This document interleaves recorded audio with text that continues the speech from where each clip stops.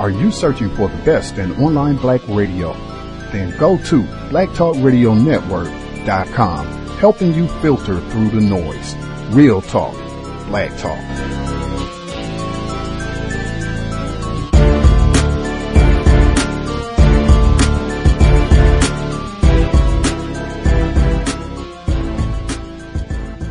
The new health guidance will make a bad situation for many workers even worse. Hotel and event staff, tour guides, musicians, substitute teachers, bartenders, many of them are suddenly jobless. Even those who technically still have their jobs are hurting financially because of the coronavirus pandemic. NPR asked people to share their stories of layoffs and pay cuts. Almost 600 responded. NPR's Alina Selyuk spoke with some of them. Early spring is always a slower time at the Seattle restaurant where Carrie Wason works. She'd been a waitress there for almost 16 years when her city became one of the first epicenters of the coronavirus outbreak in the U.S. It seemed like all of a sudden Seattle itself took a nosedive and the restaurants were just truly empty. Cruises stopped coming, theater shows and sports events canceled, people holing up at home, avoiding public spaces. Her restaurant had to limit its menu, then cut back hours. Wason hadn't really processed this crazy idea that it might be forced to close altogether when she walked the mile from her house to what ended up being her last shift at work. Walked through empty Seattle streets, which is known for its horrendous traffic. Nobody, no cars.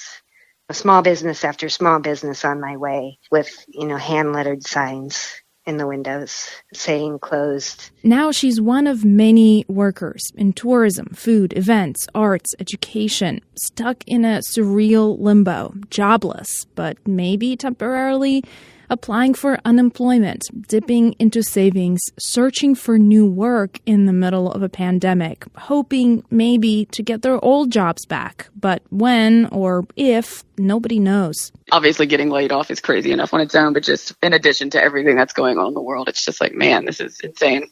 Natalie Roblin also got laid off last week. She lives in New Orleans, where she did marketing at a company that relies both on travel and large events for business. Another group that's been hit hard are truck drivers in the Port of Los Angeles. It's a shipping hub for Chinese imports. As coronavirus quarantines idled Chinese factories, port truck drivers like Neftali Dubon have been losing work. In the 5 years that I've been working at the Long Beach and LA ports, I've never seen what I'm seeing now. Places where the containers, we just have stacks of containers. It's just now empty, Dubon is an owner-operator, meaning he's considered his own boss. So technically he's still employed and does not qualify for government assistance. He gets paid for each load he picks up from the port and drives to a warehouse. He says he needs at least 5 or 6 runs like that a day to make a living. He's now doing 1 or 2. Meanwhile, still paying down a loan on his trucking rig, insurance, storage fees, a total of over $2,000. I am the owner of the rig. I did purchase it under my credit. So, if I was to stop making payments on my rig, that will also affect my personal credit. Already this week, more restrictions are kicking in across the country. Federal health officials recommend against gatherings of more than 10 people. Several states are forcing closures of bars, restaurants, and event venues. Perla Pimentel works in hospitality in Orlando and says almost everyone in the city is feeling the squeeze from lack of tourism. We could tell that the company was hurting because we were watching all of our clients cancel. It's a little bit of you don't really expect it to happen to you. She was an event coordinator, suddenly with no events to coordinate. She says the layoff was amicable, bosses saying they'd be happy to have her back when things normalize, but she can't bank on that possibility whenever it might happen. I went out to my car and cried and called my dad. Yeah. Pimentel gave herself a long weekend to breathe and process and discovered an unexpected side effect of unemployment, more time with her overeager housemate, her grandmother. Oh, she loves it. I go to the kitchen, I eat breakfast. She's like, sit down, let's hang out. What are you doing later today? What she is doing today is filing for unemployment, looking for cuts in her budget spreadsheet, calling to renegotiate her student loan. Maybe, just maybe, landing a new job. Alina Selyuk, NPR News. Now, The concerns over COVID-19 have shuttered many parts of daily lives that we've gotten used to, from when and where to shop to how to earn a living. Among the most vulnerable are small business owners who, without large resources like a big corporation, might find it hard to weather the tough times. So we checked in with several of them. My name is Jeffrey Bernstein. Our business is Destination PSP. We are a Palm Springs-based retailer of our original design merchandise. It's located right on the busy main strip in downtown. And now he says that right now sales are slowing, but he is bracing for the big hit. Up to date right now, we're just 25% off where we should be. But this is an entirely tourism-based city, and every single event, conference, and convention has been canceled. Bernstein has had to send several of his employees home out of concern for their own health because they were over 65, and he's also considering layoffs if things don't improve soon. Thing is, he's not alone. Many businesses nearby are also struggling, and it'll be hard to recover even if things get back to normal in a few months. 50% of our annual revenue is from these few months. So we have a double hit in that even if things turn around in a couple months, then we get right into summer where they're going to be naturally slow. Now, we also heard from Samantha Varela. She produces about 6 comedy shows a month around Los Angeles. The thing is, with bars closed and restrictions on large gatherings, that means she'll get zero income for the coming weeks, and not just her. That's maybe like around 30 performers. It's not like you make a living off of one show, but it's still like chipping away at their monthly income. And like many gig workers in LA, she's prepared to go without work for weeks or months at a time. My field of work is so unpredictable, and at least mentally, I'm kind of not fazed by it because you just have to be okay with the way things turn out. And so right now my plan is just like living off credit cards, which isn't smart, but I'm lucky to at least have a bit of a credit limit. In the meantime, to make do, Varela is still trying to produce comedy shows, just not in person. Instead, they're going to be online. I'm actually doing a show on Instagram Live with 30 or so comics, do like 3 minutes each, where we're promoting the comics and putting their Venmos up or something just to encourage people to support the comics in this kind of dire time. So if you're in need of some laughs in these uncertain times and want to support some people looking to work without a venue, Varela's show is going to be this Thursday starting at 6 p.m. And the Instagram account to look for, Comedy Quarantine. Course. Now, if you'd like to share your story about how the coronavirus is affecting you and your business, please email us, take2show@kpcc.org. That's take2show@kpcc.org. Or you can tweet us at Take2. That's at Take2. It could be a record month for layoffs due to concerns about the spread of the coronavirus. States have shut down thousands of businesses in the service and hospitality industries, and companies in other industries are tightening up as the stock market has tumbled. To talk about what this has done to the financial circumstances of workers, I'm joined now by Jeff Donofrio. He's the director of Michigan's Department of Labor and Economic Opportunity. Welcome. Thanks for having me. All right, so why don't we just start with the latest numbers in Michigan? How many people have applied for unemployment insurance this week versus last week? Well, the last 3 days alone, we've had 55,000 people apply, which is about a 1,500% increase over the last week. Wow. Okay. So we have mentioned that the service industry is taking a huge hit. Is that where you're seeing a surge of unemployment insurance claims, or are you seeing layoffs spreading broadly into other sectors? I mean, I know that yesterday the big 3 automakers said that they were shutting down production until the end of the month. That's where it's centered right now, right, is in that service industry. But, we do expect that it will expand, especially as manufacturing and other durable good purchases slow down. We know that education, schools, of course, are closed down in Michigan here. And, so I think it's going to affect all parts of our economy. All right, well, let's talk about the process of applying for unemployment insurance in your state. There have been widespread reports that the application website has been operating pretty slowly and people haven't been able to get through on the phone. Tell us what you're doing to make sure that people can get their claims in. So we've tried to make it easier to apply for unemployment insurance and extend benefits. So we've provided emergency support to those individuals who are impacted right now, increased the number of weeks someone has unemployment insurance, and that the time they have to actually file. We've also expanded unemployment insurance to sick workers or those who are quarantined. and don't have any leave, for those who are caring for loved ones and don't have leave, and for first responders at the same time. We know that it's taxing some of our systems, but we've added capacity from the staff level. We've made sure just a few months ago we upgraded our IT and call system, which has really helped a lot. And where other states, I think, have had trouble of even websites crashing, so far we haven't had a problem with it here. Well, with respect to eligibility for unemployment, you've mentioned that your state has expanded eligibility requirements. Now, people who have to take care of, say, sick kids or people who are immunocompromised can get benefits. But let me ask you, what about people who are self-employed or people who are independent contractors? Will they be able to access unemployment insurance in Michigan?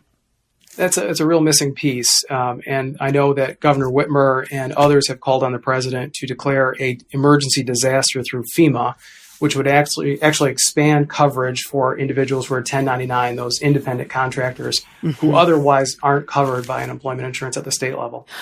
What about people who have not been laid off but who have had their hours cut? Are you considering expanding benefits to them? We're definitely considering that. In fact, we have a work share program which helps employers who are looking to avoid layoffs, that we would actually subsidize their payroll when they cut back on individual hours for employees. So that's we've waived some of the rules for that. We've expanded it greatly, and we've had a huge amount of interest here in the state of Michigan. Were you at the Department of Labor and Economic Opportunity during the recession? No, I was actually working in Congress. So I was working for John Dingell, who was helping, I think, do a lot with the auto industry and making sure that there was really jobs to come back to after the recession. And so I witnessed it on the first hand, on the front lines of Capitol Hill. Well, being in public service then versus now, I mean, how different does it feel now? Well, it definitely feels similar. I think the difference here is, of course, that was an economic crisis. This is both an economic crisis and a public health crisis. And so I think the dynamic is a bit different. But I can tell you, my team is energetic here. As public service, we're really trying to run towards the sound of the guns, right? Towards the crisis at hand. And I think everyone has a commitment to making sure that we get support to the people of Michigan when they need it. Well, I wish you and your team the best of luck. Jeff Donofrio is the director of Michigan's Department of Labor and Economic Opportunity. Thank you very much for joining us today. Thank you. To fight the spread of the coronavirus, Governor Gavin Newsom has instructed Californians 65 and older to isolate themselves at home. But what about the 20% of Californians in that age group who still have a job? Many older workers are now facing a very tough choice. Should they follow public health orders or keep working to make ends meet? KPCC reporter David Wagner has been covering what the coronavirus means for older workers. David, thanks for joining us. Good to be here, eh? Now, remind us, what exactly is the state of California telling people 65 and up to do right now? Well, the governor has made it pretty clear that anyone 65 and older should stay at home and not leave the house unless it's absolutely necessary. And right now, that seems like pretty solid advice for all age groups. Officials say social distancing is going to help slow the spread of the virus no matter how old you are. But the governor did single out seniors because they're the ones most likely to fall seriously ill if they get the coronavirus. Now, it's one thing to tell retirees who have people taking care of them to stay home, but what about seniors who still have to support themselves? Exactly. So that's where this is going to get tricky. You might think it would be easier for people 65 and older to stay home, but actually 1 in 5 Californians in that age group still has a job. Some might not be able to work from home, and some might need to keep working to get that income. What do we know about these older workers? Why are they still working?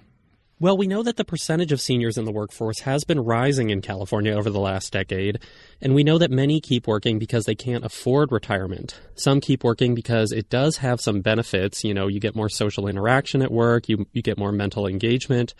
But in a fast-moving public health crisis like the one we're dealing with right now, the fact that we have so many seniors in the workplace could also expose some of the most vulnerable people to infection. USC gerontology professor Kate Wilbur says, on the one hand, public health officials are telling older folks to stay home, but on the other hand, their employers may be telling them to keep coming to work. There's lots of uncertainty, and there are definitely mixed messages. How do we ensure that people that are pretty much on the margin economically are safe Wilbur says this is going to be especially hard on low-wage workers who can't survive on Social Security and those in the gig economy who can't tap into unemployment benefits. Were you able to ask any older workers how they're approaching the situation? Yeah, one person I talked to is Barbara Lockridge. She's 67, she lives in Koreatown, and until recently she was working as a crossing guard for the city of L.A. But she says when schools shut down last week, they called me and told me, listen, you're going to finish up the afternoon, but the schools are closing and we're going to have to lay you off. I'm so sorry. Now she's leaning into her other job, doing deliveries through Postmates. Is it a good idea for her to keep driving all over town, making deliveries right now, getting into contact maybe with some people? Well, Lockridge says she does know that she's at higher risk of life-threatening illness if she contracts the virus due to her age and the fact that she's had chemotherapy in the past. But she says she really doesn't have a choice. She needs to keep working. She lives alone, and without the income, she says she couldn't afford her rent. But is she taking any precautions to avoid getting sick? She plans to wash her hands regularly and keep her distance from others. And when she's doing deliveries for Postmates, she says she's not greeting customers at their doors. I don't interact with too many people. I pick up the package with gloves on. I drop them off at their front door. I don't talk to anybody. Postmates has said it is setting up a relief fund for workers to help cover the cost of health expenses and sick leave related to the coronavirus. But when I asked them if they were offering any help specifically to their older workers, I didn't get a response. Man, all right. Are employers doing anything to tell older workers to stay home? Yeah, I mean, many are definitely telling their workers, both old and young, to work from home during this time. But some people can't work from home, like 71-year-old Delilah Tibson. She's a housekeeper at the Westin Bonaventure, and she told me she planned to show up for work today because she's still on the schedule. They haven't called me and said, but Delilah, you need to stay at home. But if they did that, sure, I would stay at home. So some older workers are taking cues from their employers to keep coming in. Tibson says she likes working and she doesn't want to disrupt her daily routine or lose the income she needs to support herself. Yeah, now it could be a long time before restrictions are lifted. What's the long-term outlook for some of these older workers? Yeah, that's another tough question right now. I mean, workers of all ages are probably on edge during this time. But Paul Irving with the Milken Institute says older workers may be afraid of not just losing their jobs right now, but also not being able to find a new one once things get back to normal. They suffer the risks of ageism in employment and oftentimes in reemployment. So if they leave their jobs, the prospect of being reemployed is that much more challenging for this population, particularly if the financial impacts of the coronavirus lead to recession, as I think is likely under the circumstances. So bottom line, this virus is a big risk to the health of older people, but it could also impact their finances more severely too. That's KPCC's David Wagner talking about the coronavirus and what it means for older workers. David, thanks a lot. Thanks for having me. Context of White Supremacy. Gus T Renegade in for another broadcast, hopefully to share constructive information on the system of white supremacy.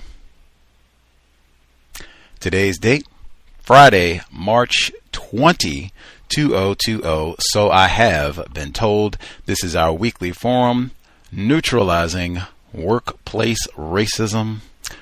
Wow.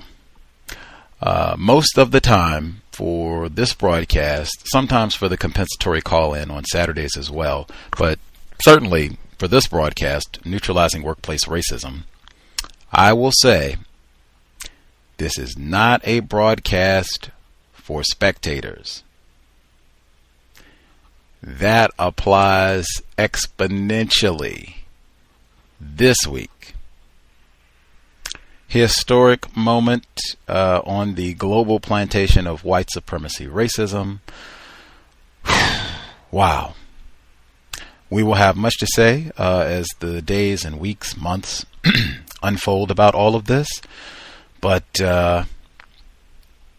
wow, historic number of days this past week with regards to workplace racism, really all areas of people activity, but certainly workplace racism. For this broadcast, it's so many different components in terms of, are you still working? Have your hours been reduced? Has the policy and procedure been changed? That's something we talk about all the time on this broadcast. Policy and procedure, policy and procedure, policy and procedure. I suspect many policies and procedures have been amended because these are unprecedented times. So might not be anything in the policy and procedure for this type of event, and what to do. So that is enormous. If you have edits, and I mean, it could be massive edits to, sick leave and holiday leave, personal leave, physical contact, meals in the workplace. I mean, unprecedented times.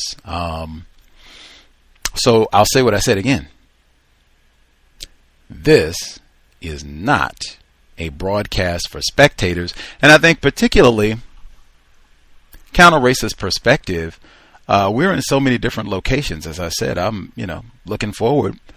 We should have had it a long time ago, but getting the Global Sunday Talk on Racism back, just because there are C.O.W.S listeners in so many different locations to hear what are they seeing? What's the response?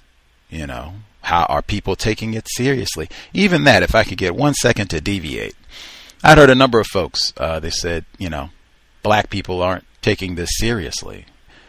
They may have been talking about Gus T, because I have not been posting pictures of me with a respirator and how to clean water. I've been posting, food pictures of things I've been cooking, vegan treats and things that I've been making in the middle of it. That's still, social distancing because I've been by myself cooking. But I mean, that might not be the most prudent thing to do under these circumstances.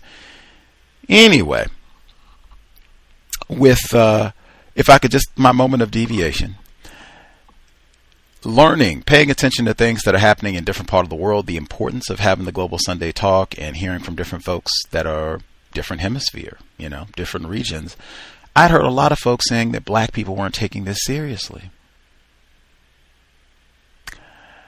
And I said, well, wait a minute. Now, the Prime Minister of England, Boris Johnson, suspected racist, they aren't even under quarantine. Like, you can still, if we were in the UK, which some of the C.O.W.S listeners are, Mr. Fox,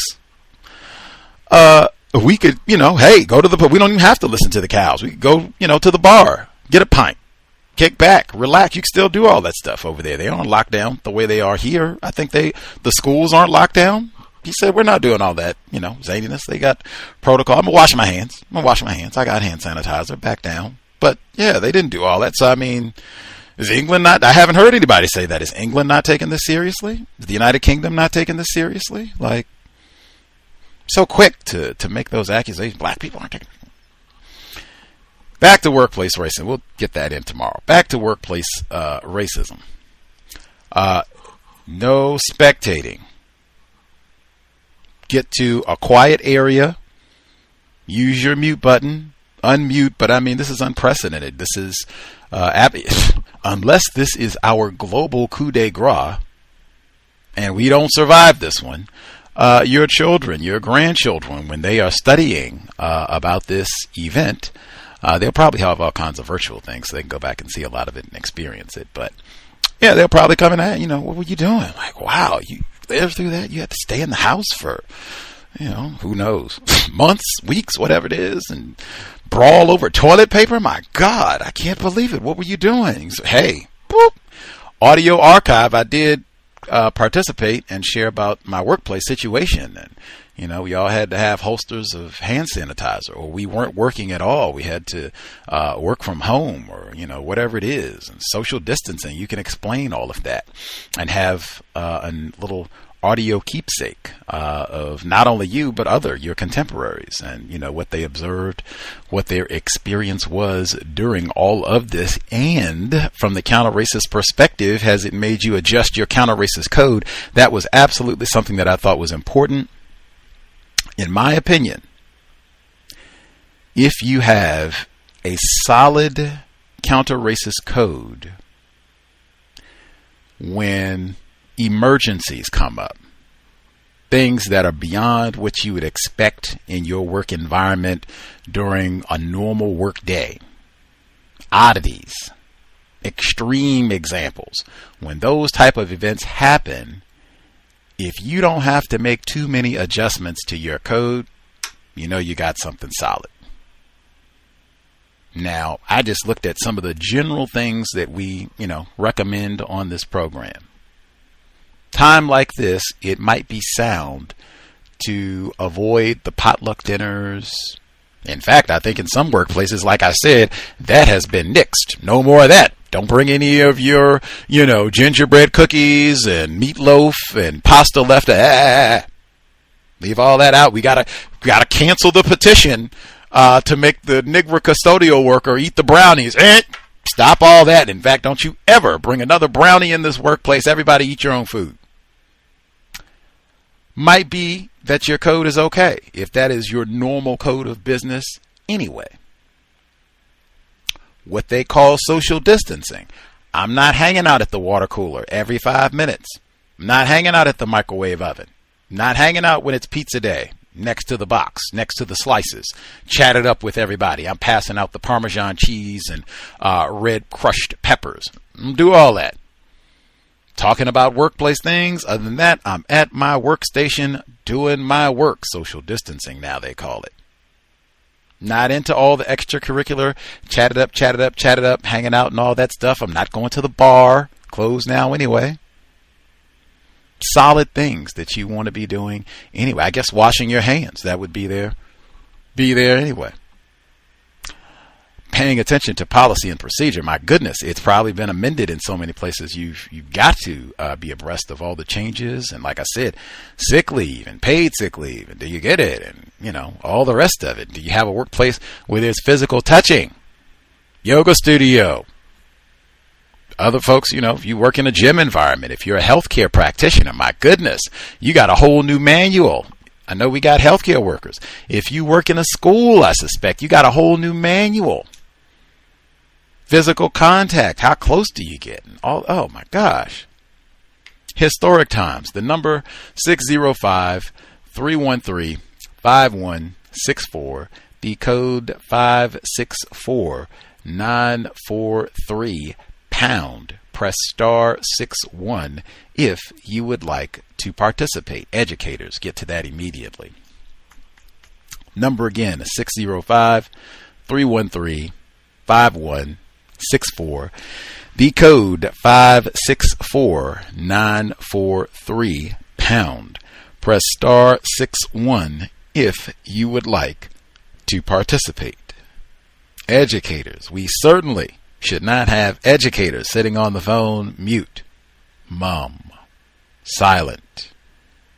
Social distancing, everybody should be excited, elated to talk a little bit. Educators, are you even working? Did they close the school? Did they end the school year? I know that has happened in some places where they just forget it. We're done. Are you going to be back? Is it a timetable? You're going to be back in 2 weeks, a month, 2 months? Substitute wow. Whole different world with so-called the Chinese virus, Wuhan disease. We have people who wrote in and they began to talk about how this is impacting their workplace. If you are not able to dial in and you still want to make sure that you're not spectating, you can email untiljustice@gmail.com. Untiljustice@gmail.com. Drop an email and we can read your commentary anonymously. If you have comments or suggestions on what's been shared, you have your own thoughts, feel free. Untiljustice@gmail.com. I will be mindful of email as we are rolling. Speaking of which, we had folks who emailed earlier in the week. Make sure I get that in. Let's see. First email up, I work for a federal agency within a federal building. Within the department, there are several offices that have leaders. However, over the entire department is an alleged neurosurgeon that should make one decision for all employees during this crisis. I'm still waiting. I made a decision last week, Friday, that I will not be reporting to work due to the coronavirus. The county where the federal building is located has closed all public buildings. Still no decision. That is exactly what I was going to say about educators. But before I move on, much obliged person who wrote this in. That's what I say all the time about taking your personal safety. That is, you have to be the person who is most concerned about that. And I mean like feverish, there's that word again, feverishly concerned about your personal safety at all times in the workplace, because they do not care about niggers. In fact, they mistreat and abuse a lot of white people in the workplace. So they certainly do not care about nigger employees in any field. So this would apply corona or no. If you have come to the conclusion, you've done your research, this indeed could be our coup de grace. Folks are not taking it serious. Boris Johnson, everybody, they're not taking it serious. And I'm going to come up with my own code to make sure that I'm safe in the workplace. And if that includes, hey, these folks are clowning around. They're not being decisive. These are medical officials. And they're not even being decisive about this. They're not even making a policy that, hey, we take this seriously. We take your safety seriously. This is going to be the policy. We're closing things down, or blah, blah, blah, or whatever it's going to be to make sure that everybody, and they're just twiddling it. Starbucks still open? Uber Eats? We good? All right. What are you doing? If you see that sort of thing, and it would not surprise me at all. If you see that type of thing happening, take your safety into your own hands. That's mandatory, COVID or no. So bravo. And this is the same thing where people are not being decisive about a policy. I said for educators, even if we were just talking about the United States, but it can be educators globally, but just talking about the U.S. for now. I said they have Betsy DeVos, Secretary of Education, suspected racist, white woman. They have Surgeon General. They have the Center for Disease Control, CDC. You could have these three branches, one member of those branches, all of them, they could just come out and say, hey, we got standardized tests in the land for public schools receiving federal money, K through 12. This is what it's going to be. Children are important. We're shutting it down. How is it that you have such a hodgepodge of policy? I said this the other day. We're in Texas. It's kind of, depends on which county you're in, what the policy is going to be, how long they're closed, that sort of thing. In the land of the Coon Man, Virginia, he just got to decide unilaterally. All the schools are closed. How can that be that it switches? If you're in Texas, like I said, you can be within the state, depending on which county you is. They have different policies. And then from Texas to Louisiana, I believe all the schools are closed in Louisiana. How can that be where it's that different? You got people that live right next to each other in Texas and Louisiana, and they got totally different policies for their children about how they're dealing with this response. How can that be? Is that, people talk about black people not taking it seriously. Is that an example of white people not taking it seriously? Why don't you have a uniform policy for your children? Federal policy. Maybe I'm being ignorant. Might be. Maybe they can't agree on that sort of thing. Anywho, will I get in one more email? I'll get in one more email. Let's see. B from Canada. Global system of white supremacy, racism, global pandemic. She writes in, provided is a submission of my report, I may not be able to call into the program in time, but will make an effort to do so when possible. The coronavirus, also known as COVID-19, also known as the Chinese virus, continues to flourish in the province of Ontario, so much so that the province is second highest in terms of citizens affected. The number is at 257 at the time of this email, which was earlier this morning. The province is under a state of emergency. As a result, governments across all levels have encouraged social distancing, where citizens are advised not to be in crowds of more than 50 persons. Note it is a curbing of citizens' rights to assemble in public places, but I digress. That is important. The practice, hand washing of 20 seconds each hand, is held as standard practice, and non-essential workers and companies are encouraged to shut down and stay home. There's not much talk in terms of compensation for those not affected by the virus. However, those who are infected by the virus can get fast-tracked onto employment insurance, where the delay in benefits has been reduced from 2 weeks to 1 week. The benefits last 14 to 16 weeks. As of this email, it is anticipated that these measures may extend to months rather than weeks. This Saturday, Canadian borders to U.S. will shut down. I thought it was already closed. Hopefully, the retreat will not be affected, but be prepared if it is. Though those outside of Canada currently who are not infected with the virus but has another ailment must produce a medical certificate or will not be able to board a plane and fly back to the country. I could see all kinds of travel restrictions. They were talking about people, these were U.S. citizens who had flown, let's say Peru. They went to Peru, stuck. Don't know when they can come back. Continuing. Those coming from other countries that too are affected by COVID-19 may endure further complications. Those not infected may be able to fly back. However, I have a friend in the Caribbean right now who is experiencing trouble getting a flight back to Canada. Not surprised. At the plantation, there is a white female who is currently ill, but is uncertain if due to COVID-19 virus. Why in the hell hasn't she been quarantined? See, that type of thing too would have me upset. Like if this is really serious, worldwide, anybody comes in and you're, morning. Like, whoa, what, get out of here, man. What are you doing? Like, you're trying to kill us all. Like, how can you come to work and just be hanging out and you got the sniffles and, like, get the hell out of here. What is, woo. Continuing, let's see. Made me lose my place in the okay. At the plantation, there's a white female who is currently ill, but is uncertain if it's due to COVID-19 virus. The manager and other staff are aware, but they still allow her to work. I think it is selfish and just not good practice to allow her to continue working. They are clique-ish and protect their own. Lesson learned: discretion in the hands of those knowing the circumstances and not caring for the consequences is dangerous. This is why I said you have to take your personal safety. You have to be the primary person, because I mean they could have a situation where she's your desk mate or something. You all share like the same cubicle area or what have you, and you're supposed to hang out with her for 40 hours a week, and you know every 5 seconds she's, oh hey B, sorry, got any more of those crackers? Like what the hell? Oh my God, you're gonna kill us all. Working from home. Let's see. My plans for escape from this plantation have been effectively delayed. That's the whole world. There were a couple of interviews that I was scheduled for that have now been canceled. Of course, I am patiently biding for time as the position I am in is considered essential at the moment. In a twisted way, the position I am in is currently enabling me to put food on the table. I still watch my back to keep safe and avoid further mistreatment. Amid the situation, I am still working on my plan to get out at the earliest convenience.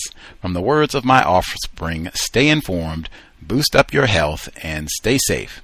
Wishing safety and health to you, callers, listeners, and your family and friends. Be in Toronto. Whew. Wild. If anybody is in a work situation where people are there, we did. Matter of fact, we had a cows lister. There was a cows lister. She wrote me and said that in her work environment, there were people. I think she said people. It wasn't one person. There were people doing exactly that. Every 5 seconds, sneeze here, sneeze there, sniffle here. Like what the hell? Like take your safety seriously. You have to be the person who is most concerned about your safety in the workplace under any conditions, whether it was this corona related or not. You have to be the one that takes that seriously. So yeah, I would just, it's racks of information worldwide. I wouldn't care where you reside, that sort of thing is totally unsafe, totally irresponsible, subversive activity, as Mr. Fuller said, in this context even. And in fact, in some parts of the world, that's a fine for that sort of behavior. You're supposed to be at home. Like, get out of here. Get out of here. Maybe all of us. They might have to quarantine the whole building, right? Fumigate the place. The email, untiljustice@gmail.com. The number, 605-313-5164. The code 564943 #. Press *61 if you would like to participate.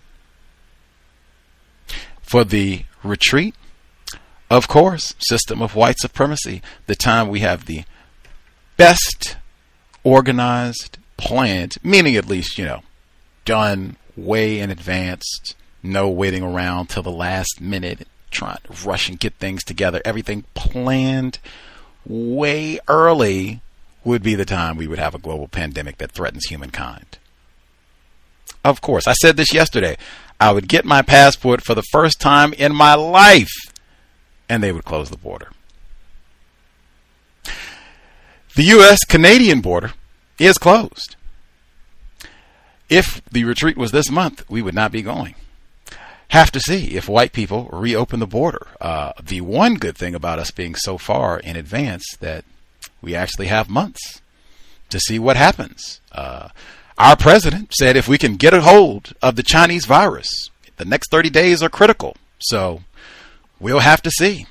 Take it a day at a time. That's about, I think, as best as anybody can do. Right now, things have seemed to change so rapidly from hour to hour at some moments. Is take it a day at a time and make an assessment about this time next month and see where we are, see how everyone is doing, if everybody's healthy and wants to travel. So much has changed so quickly. We'll just have to see where it stands. People might, if we are able to travel, people might be in need of a little relaxation and yoga, eating some healthy food, but just have to make an assessment as the days go by.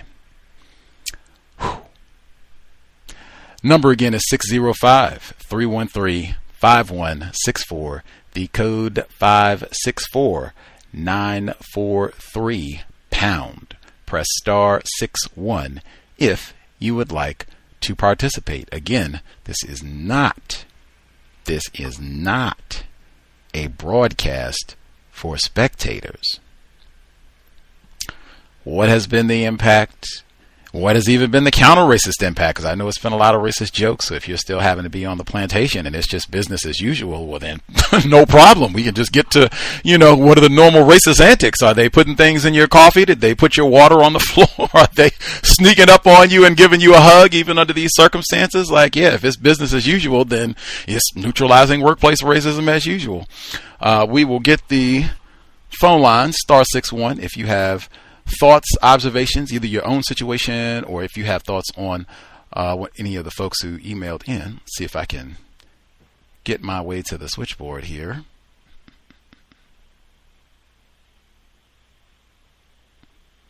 Alrighty, first few folks who dialed in with a hand up. Proceed. Cool. Good evening. Can you hear me? Yes, ma'am. I heard both of you. We'll get our female caller first. Oh, my apologies. I think I'll be quick. I have generally been a spectator, but I did call in last week, and I started tuning in 2016, which was another tumultuous time. I think that when times like this occur, a lot of people are trying to, find avenues where they can hear something that sounds like sanity, and that's what workplace racism and compensatory pollen has been. I usually listen through YouTube, through Mr. Fox's posts, and I hadn't always agreed with everything that I hear all the time, and sometimes I would tune out, but over the years, I've come to realize that there's few other constructive programs where, you as the host as well as the callers consistently share so many valuable things. Like as I've learned more about VGQ and what it means to be a universal person and things like that, I really think it's helped me, on the job as well as in my personal life. So what I was calling to talk about quickly is that one thing that I didn't do, and I was just thinking, wow, they always say on that program to do this, and I didn't do it. Here's my slap on the wrist to myself. The building sent out an email. We've been inundated with all kinds of mixed messages. Everything seems very chaotic, just like at the national level, at the local level, at the job level, everything seems very chaotic. People seem like they're trying to figure things out. and we received an email saying that the building was going to be open for a very brief period of time to come get our things. Anything that was left in any refrigerators would be thrown out.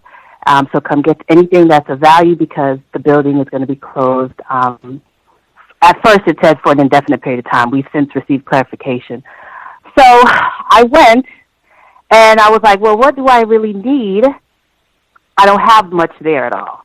But I do have a very small refrigerator. And I was just thinking to myself, in times right now where everybody's like trying to stock up, I need that refrigerator at home.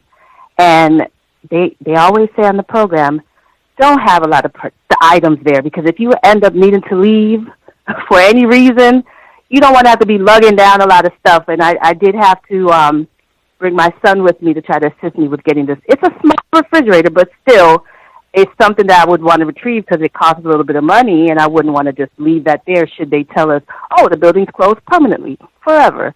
So I just was thinking on my way, I was like, wow, if I had listened and left my things that are, important or valuable, don't have too many things there, I wouldn't be dealing with this. I'd have my refrigerator at home already, ready to stock up.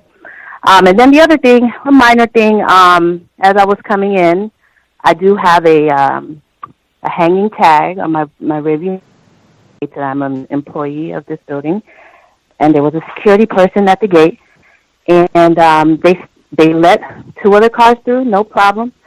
I didn't see the race of those people, although one of the persons I recognized as a Hispanic female coworker, but I didn't see her get out of the car. But those 2 people went through. When it was my turn, whoa, what's going on? What are you doing? And I pointed to the hanging tag thinking that would be enough. That wasn't enough. I had to roll down my window, and I just kept thinking, just be calm. You cannot expect, just because you have the things that you're supposed to have, that you're going to be treated the way you're supposed to be treated. Just stay calm. So I did stay calm, and I just explained what should have been obvious. I pointed to the tag again. I said, I work here. They sent out an email. I'm just here to retrieve something, and I'll be gone quickly. And he goes, okay. And I was able to get through. I don't know if it's because I was calm. I don't know, but that was one minor thing that I wanted to share, and that was it. I wanted to keep it brief. I'm afraid if I talk too much about what was going on, I'll be rambling because there's been a lot going on. So I'll just leave it at that. And thank you for letting me. Oh, I'm sorry. One other thing I did want to say. I don't know if I mentioned already that how all of the other things that the callers share, in addition to what you do as the host, it's just so valuable listening to, like, retired firefighter share his perspective as having made it through to the point of being able to retire and still being, active, and listening to the caller from the courthouse and all the things he's going through. Be from Toronto, as you just read. All these different callers who call in and share their experiences. It's just a reminder, like, even when you think you know and you think you're doing these things, the consistent reminder to have a code and to continue to look for ways to refine it is just so valuable, because now that this is very stressful time, I'm just thinking, okay, breathe and, be calm and, do yoga, do things that will help keep you occupied so you're not feeling anxious. And all of those things, I probably know some of them, but having that consistent reminder is just so constructive, because it's very easy to be distracted, and that consistent reminder is useful. And that's it. Thank you for letting me share. That's one of my favorite words, consistent. I had a coworker in the great city of Atlanta. He used to say that's one of the highest compliments that you can give someone, to say that they are consistent. In fact, the legend, the grandcestor, we read I Know Why the Caged Bird Sings, Dr. Maya Angelou, 2014. She said the most important virtue is consistency. Without consistency, the rest of the virtues, strength, courage, whatever else you think, they are not valuable unless you practice them consistently. Very important. But I have heard that consistently from listeners who will say, in fact, I even heard that from folks at the retreat that, man, when I first started listening, it's like, who is this coon? Why did they let him on the air? Why are you all even listening? Or, I did agree with that coon for a while, but man, he went off the deep end and I just cannot listen anymore. Like, I'm done with that foolishness. And they'll say that after a while, something will happen. Be like, man, maybe they did have some constructive points. I've heard that a number of times from folks who listen in the States and beyond. With the refrigerator situation, we certainly have, myself and many other folks have said, hey, keep it real minimal in the workplace. Only have things that you need to perform your workplace duties, essentials, nothing extra. This is not your personal space that you're decorating. They allow you to hang out here. They can revoke it as you see. Got to, hey, where you going? Slow down. What are you doing here? Got it, my decal? I got my bag. Hey, watch that lip. Watch your attitude.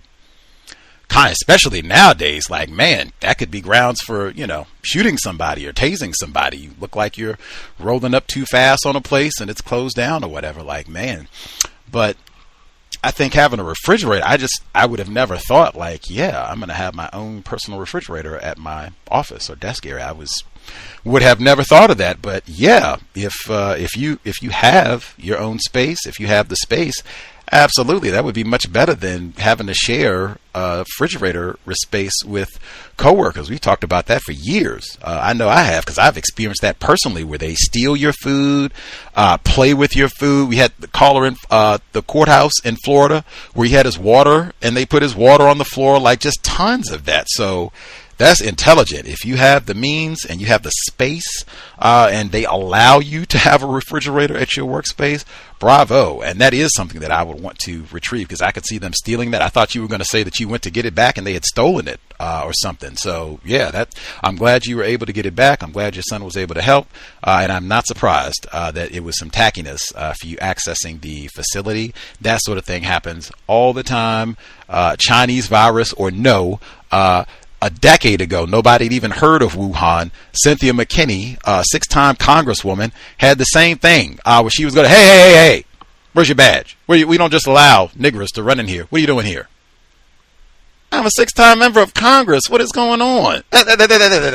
Where's your badge? Let me see your papers. Keep you running for those papers. It almost feels like the chaos is like enjoyable to some people, that they get the opportunity to do things that they might like harass in a more blatant way. That was because I know that security person. I've seen them before, but all of a sudden it was, what are you doing here? Why are you here now? But okay. Oh yeah. I said that I think a few days back. Racists, they thrive in these type of situations. When the word that you keep hearing a whole lot, that I hear a whole lot, chaos, confusion, they thrive. Generally because they are the ones generating the confusion. Like, yes, they thrive, but they love it. They love it when you have people that are aggressive and they are about mistreatment. They are about this. Oh yeah, this is spectacular. Even the metaphor that was used in Michigan from, Representative Galafino, he said, you have some people, we run to the guns, talking about their response to the coronavirus. I said, what a metaphor. Like, what in the world? It's not, we run to help. There's some, they see an accident or someone in need, and we run to the accident. We see an injury, and we run to help that person. No, we run to the gunfire. Yes, love it. Even that, and that's the metaphors, the way that they've been talking, that this is warfare. We have an enemy. We have a combatant that we need to face down. Battle. Love it. John Patton told, or not John Patton, but we told people about Patton. Great movie. If you want to binge watch, that is a great one to binge watch, because it's long too. I bet it's on Netflix. Patton. I think that was Henry in Chicago, if my audio is not bad. Did you speak up simultaneously? Yes. Can I be heard? Yes. Audio is good. Yes, sir. Thank you for your patience. All right. Greetings, Gus, and greetings to all the callers and listeners. Just to add, about 20 years ago, I survived a layoff at a company I was working for. and I saw the number of people who were walking out of the, place with boxes and all kind of stuff in refrigerators. And I adopted that code 20 years ago when I told myself, I think I'm going to take all of my stuff, and when I leave every day from work, I will be leaving like I won't be coming back. So every time I leave work, if they happen to fire me, over the phone or whatever tacky way that they do it, then I don't have to come back and pick anything up. So I never have anything personal that I want at my desk. No pictures, no nothing. Whatever I have there, they can have. And I won't miss it at all. So it was a code I adopted years ago. But in regards to the schools, I work for a public school in the suburb of Chicago, not as a teacher, but as one of the technology people. I'm responsible for the technology in the district, me and a couple of other people. But the district that I work for, they have a date of possible return as April 6th. Chicago Public Schools has a possible return date of April 20th, and Indiana, the Indiana School District, which is right next door to us, or the state of Indiana, they told their students and teachers that they don't come back until May 1st. So I know what you're talking about when you're saying that this is not a uniform type of thing, because, like I said, my school district says April 6th, and CPS, which is right next door to us, April 20th, and then May 1st in the other states. So, there's no uniformity of when when these dates of return are possible. But also, too, in my job, I work under a white woman who is the head of the technology department in the district that I work in. And she, for the last 3 months, has been coughing up a storm. And it is just like a metaphor. And it was just irritating. I mean, I never wanted to go in her office because of the fact that she's always coughing. And it was just like some of the other people were, asking her, well, why don't you go to the doctor? And she says that she hasn't seen the doctor in 2 years. And so everybody kind of knew, and she's an older white lady, and she has health problems, but she's over here coughing all over the place, giving us what she probably has, trying to give us what she probably has. So I always made it a thing to stay away from her office, and when she needed me, I would stand right at her door and ask her, yes, what do you need? Because I'm not walking in there. But I'm very much hoping that when this is over and when we get back, that there is a policy that, if you're coughing like that, you need to go home or you need to go see a doctor to see what's going on. One of the things, too, is that from somebody that is close to her, she kind of thinks that, she's the most important person, in the district. Well, I know in the system of white supremacy, there is a hierarchy because there are more important white people than you are. So, but she tends to think that she is in that echelon of white people that's the most important. But, that's another story. But yes, I do want a policy where if you're coughing every 5 minutes, and especially coughing hard and loud, where her office is about 6 feet from where I sit at, and I can hear her clearly when she's coughing. So, yes, we need to implement a policy where if you're coughing that loud and every 5 minutes, you need to go home. So that's all I have right now. I'm in my line. Man. Much obliged. Our narrator, dutiful narrator for the book club, currently getting us through Dr. Sylvia Hood Washington's packing them in, environmental racism in the state of Illinois. I'm so sorry you have to deal with that contaminated office environment. For the folks who've been reporting this, like I said, we had COWS listeners who were saying the same thing, that they were experiencing this in terms of having coworkers who were coming in, sneezing and coughing, sniffling, all the rest of it.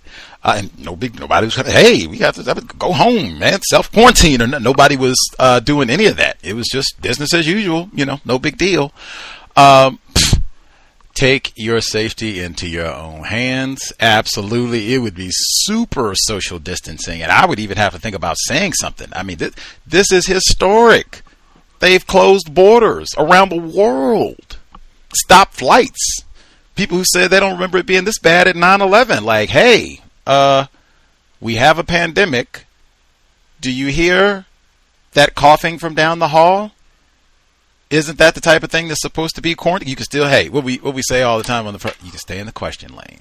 Question lane. Question lane. I would just ask, or at least I would be thinking about that. Like, man, my health and safety is important. And if this is an academic setting, there could be younger people here. Plus, you said this is an older white woman. Like, I played that audio segment. They just said, the older people, like, hey, you all are the ones are at risk, man. If you were hacking and coughing up a lung like months in advance, like your immune system is already compromised. You're the very folks that, could be at risk for biting the dust on this one or infecting the rest of it. That might be patient zero. You said she's been coughing for a few. This whole thing didn't even start in Wuhan. It's the Chicago virus. It started right there. This woman infected everybody. But I would seriously think about, saying something. And you could put that in the question lane. Do we have a pandemic happening? Have they advised people that are exhibiting symptoms to stay at home? Self-quarantine, they call it. Hasn't that been recommended? Like, what?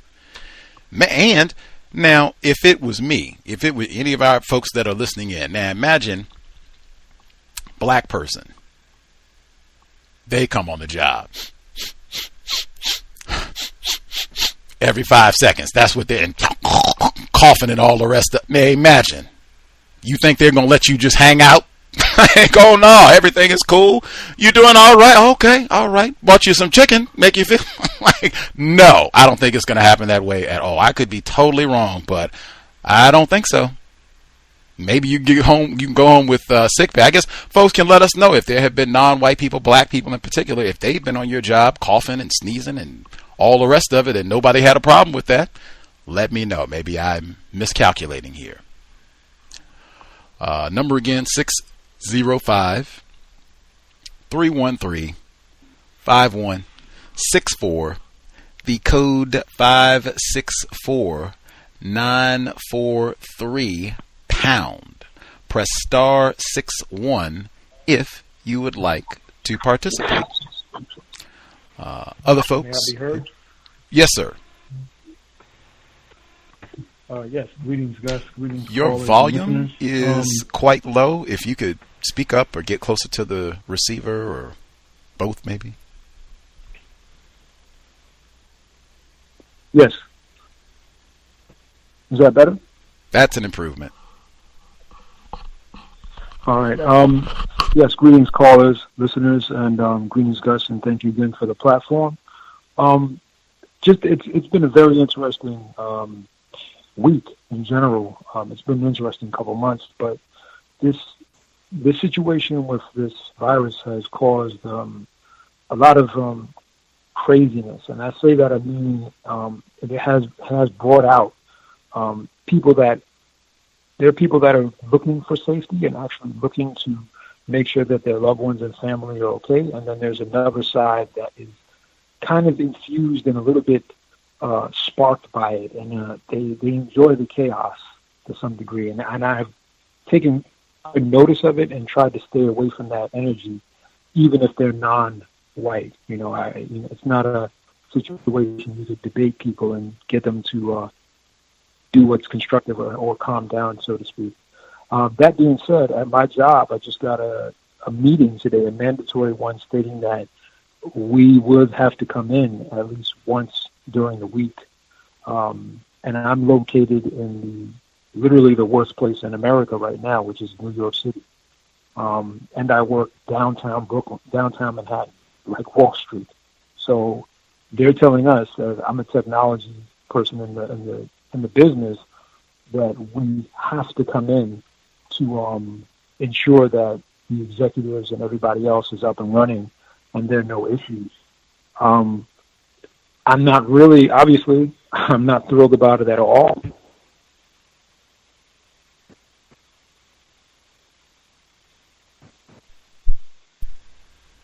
Oh, are you still there, sir?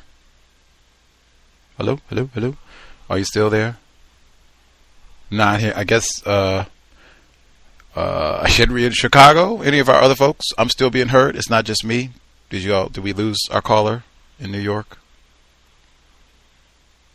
Yeah, we can hear you. Oh, okay. Thank you. Much obliged, ma'am. Much obliged. Caller in New York. I'm not sure what happened. Let's see.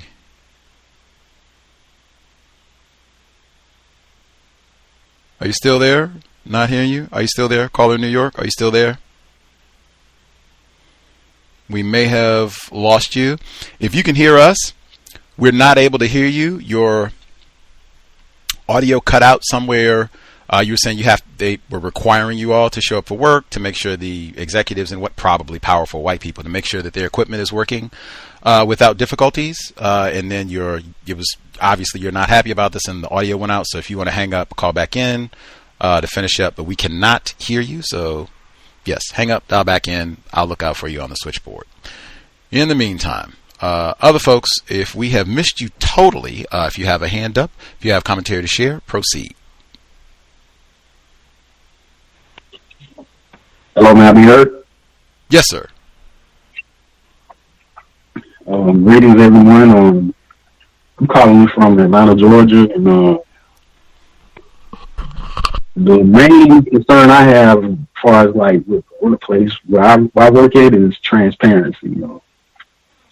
I think that last night I work a night shift, and this is a very small shift. It's only like 4 people that work the shift.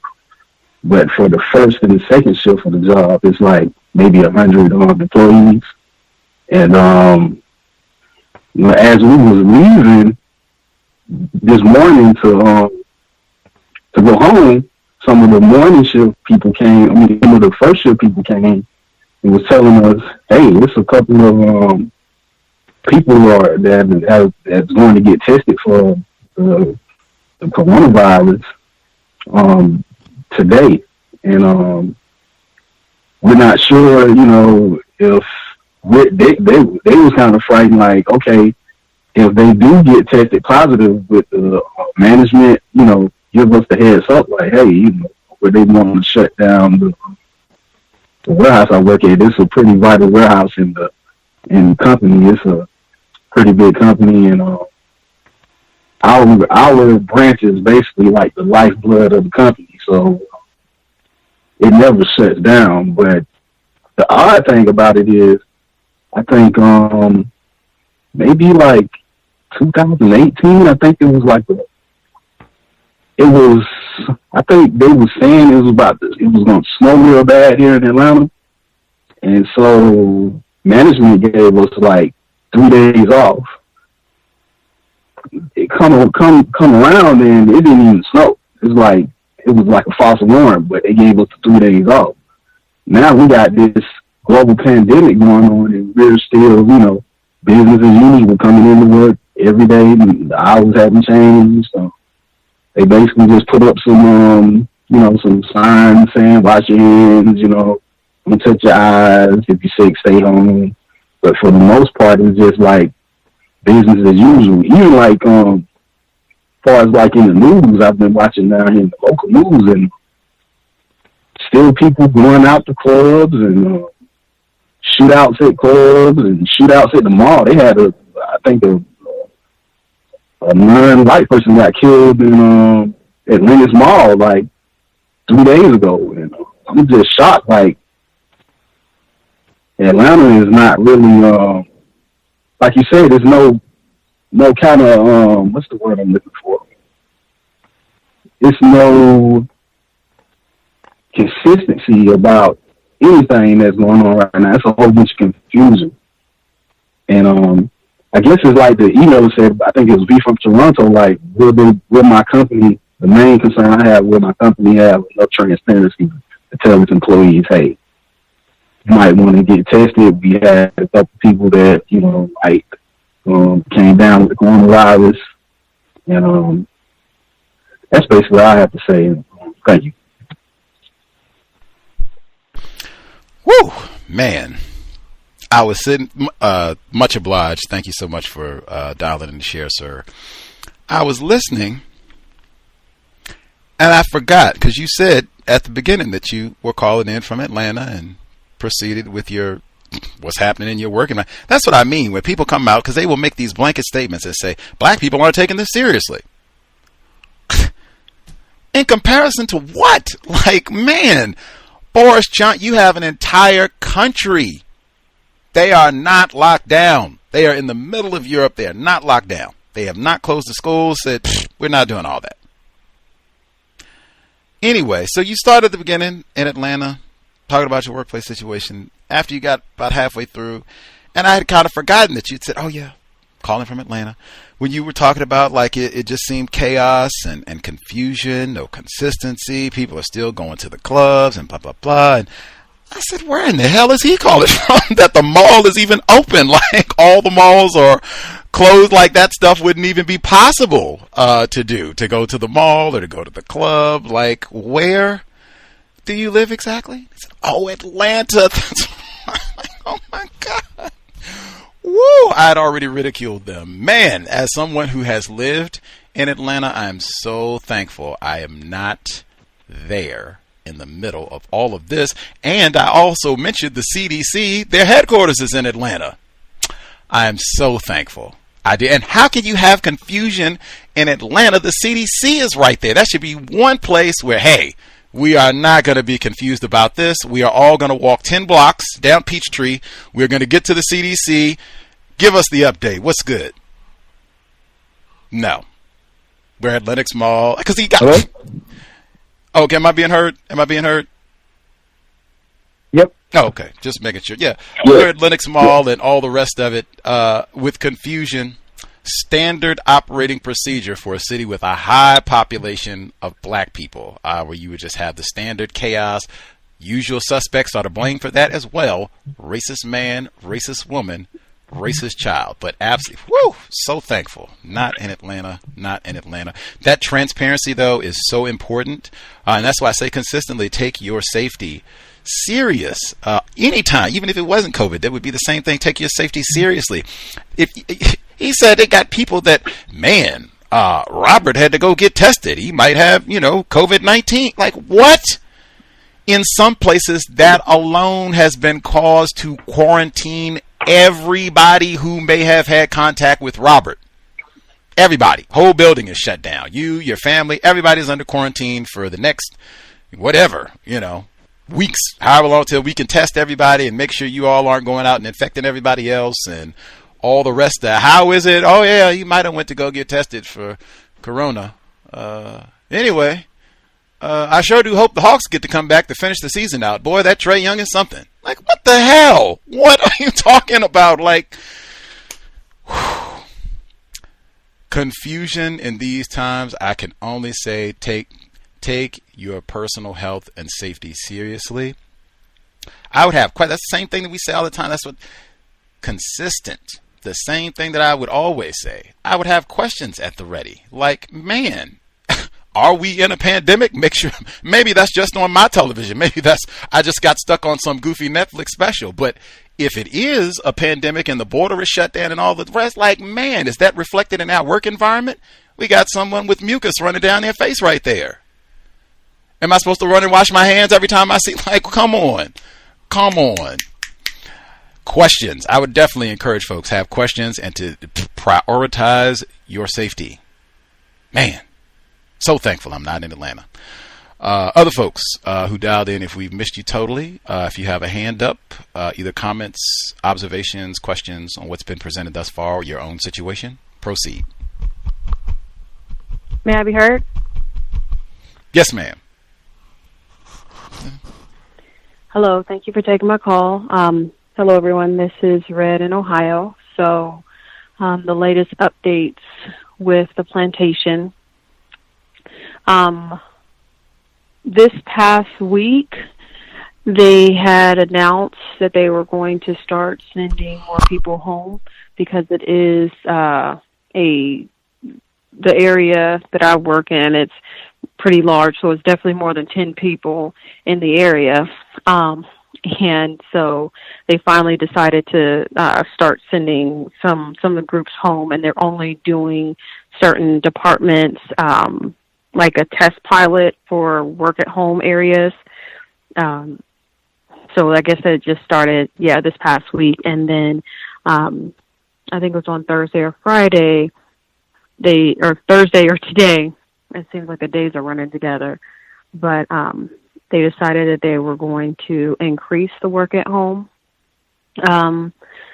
People working from home, but they're not going to shut down. We were told that for actually the plantation that I work for, I didn't know, but I guess it's considered an essential business. So there's no shutting down, which, I mean, of course, with everything that's happening with so many layoffs, I am grateful. Even actually before before some white people started taking this virus seriously, they were enacting mandatory overtime if your work wasn't finished. But still, some people weren't even following that. At least I know I didn't come in for overtime, but I did help out with finishing up one white man's work because I don't know if he just called off or he just decided that he wasn't going to stay to finish his work. So there's that, but back to the COVID situation. So hopefully they said they could take up to several weeks for them to get to their 40% of the workforce working from home. But they said that they was going to go based off of your risk factors for contracting the the virus. Then seniority and just a whole bunch of other stuff, which I feel like it's just basically a fancy way of saying, it's discretion. But they did also say that they contradicted, or I guess they changed the policy from what I shared last week about if, at least like with the people who couldn't find like a babysitter or anything like that because their children weren't taken out of school, because at least in Ohio, the white people, they're taking the virus seriously, and they had already shut down all schools. And then I know I keep jumping back and forth, but with the governor, it seems like there was like kind of like a joke going around the plantation, because it's like, okay, what is he going to shut down next? Because he shut down schools, then restaurants, clubs, bars, and gyms. I think some other stuff this week. So last week the plantation said that, the overseers, they said that if you had to stay home, it wouldn't count against you if you couldn't find somebody to, take care of your offspring, but you would have to use your PTO or whatever time you had. This week they said that we're actually going to give you time to where you don't have to use your vacation time, which I thought was interesting in and of itself. And I asked a white person who had been working for the company for a while, I'm like, with all the employees, and this was sent out to all the employees, how is this company affording this? And I had to, she had said that, they had a good year last year, whatever. But I'm like, I don't, it's still kind of unfathomable to believe that, white people, they have all types of funds. They can, like what is mentioned all the time on the show, they can fix problems. They just decide not to. So that's, that's a good thing. And then right before I left the plantation today, one of the overseers, they said that they've been hearing whispers that the governor is going to possibly put Ohio in a lockdown. So everything will be closed except for the essential businesses. And so since we are still essential, we'll still be expected to come in. And they also added that if we were to happen to get pulled over on our way to the plantation, we just need to show our work badge and everything should be fine. So that's definitely very that caused some anxiety immediately. But that's all I have to share for now. Thank you for allowing me to share. Wow. That is super frightening. My goodness. And we just heard the young lady dial in, and she said that she went to retrieve her property, and I guess some sort of security personnel, that fellow that she knows. She said she's seen this person before and spoke to him and everything. He knows her. And she had her decal on her vehicle to go drive to retrieve her property. Hey. Where you going? Stop that car. Shut all that lip up. Who are you? Show some like, whoa. What is going on? And they're saying it might come to that. Might be shutting all this down. Might have to have your work badge if you get stopped on the road. Like, wow. And is my work ID going to be enough? I think I just said what happened to Cynthia McKinney. Like, wow, is that going to be enough if I'm going in for my shift and I get stopped by, I don't know. I know they were talking about possibly bringing in the National Guard in some areas, an enforcement official. Like, wow. They have private security, depending on where you are in some neighborhoods. It wouldn't even be an enforcement official. They have private white people. Badge or no, I think is said often on this program. That element could come into play. Like, wow. Extraordinary times. Much obliged. Read in Ohio. Those type of changes are important to note, where the policy changes, where, today it was you got to use your personal time, and now we're given time. Excellent point. Always amplify that white people have the ability to solve problems. Those whites on a dime came around. We're going to look out for our employees. Paid time off. Here you go. Lots of that been happening. White people looking out for a lot of other white people this week.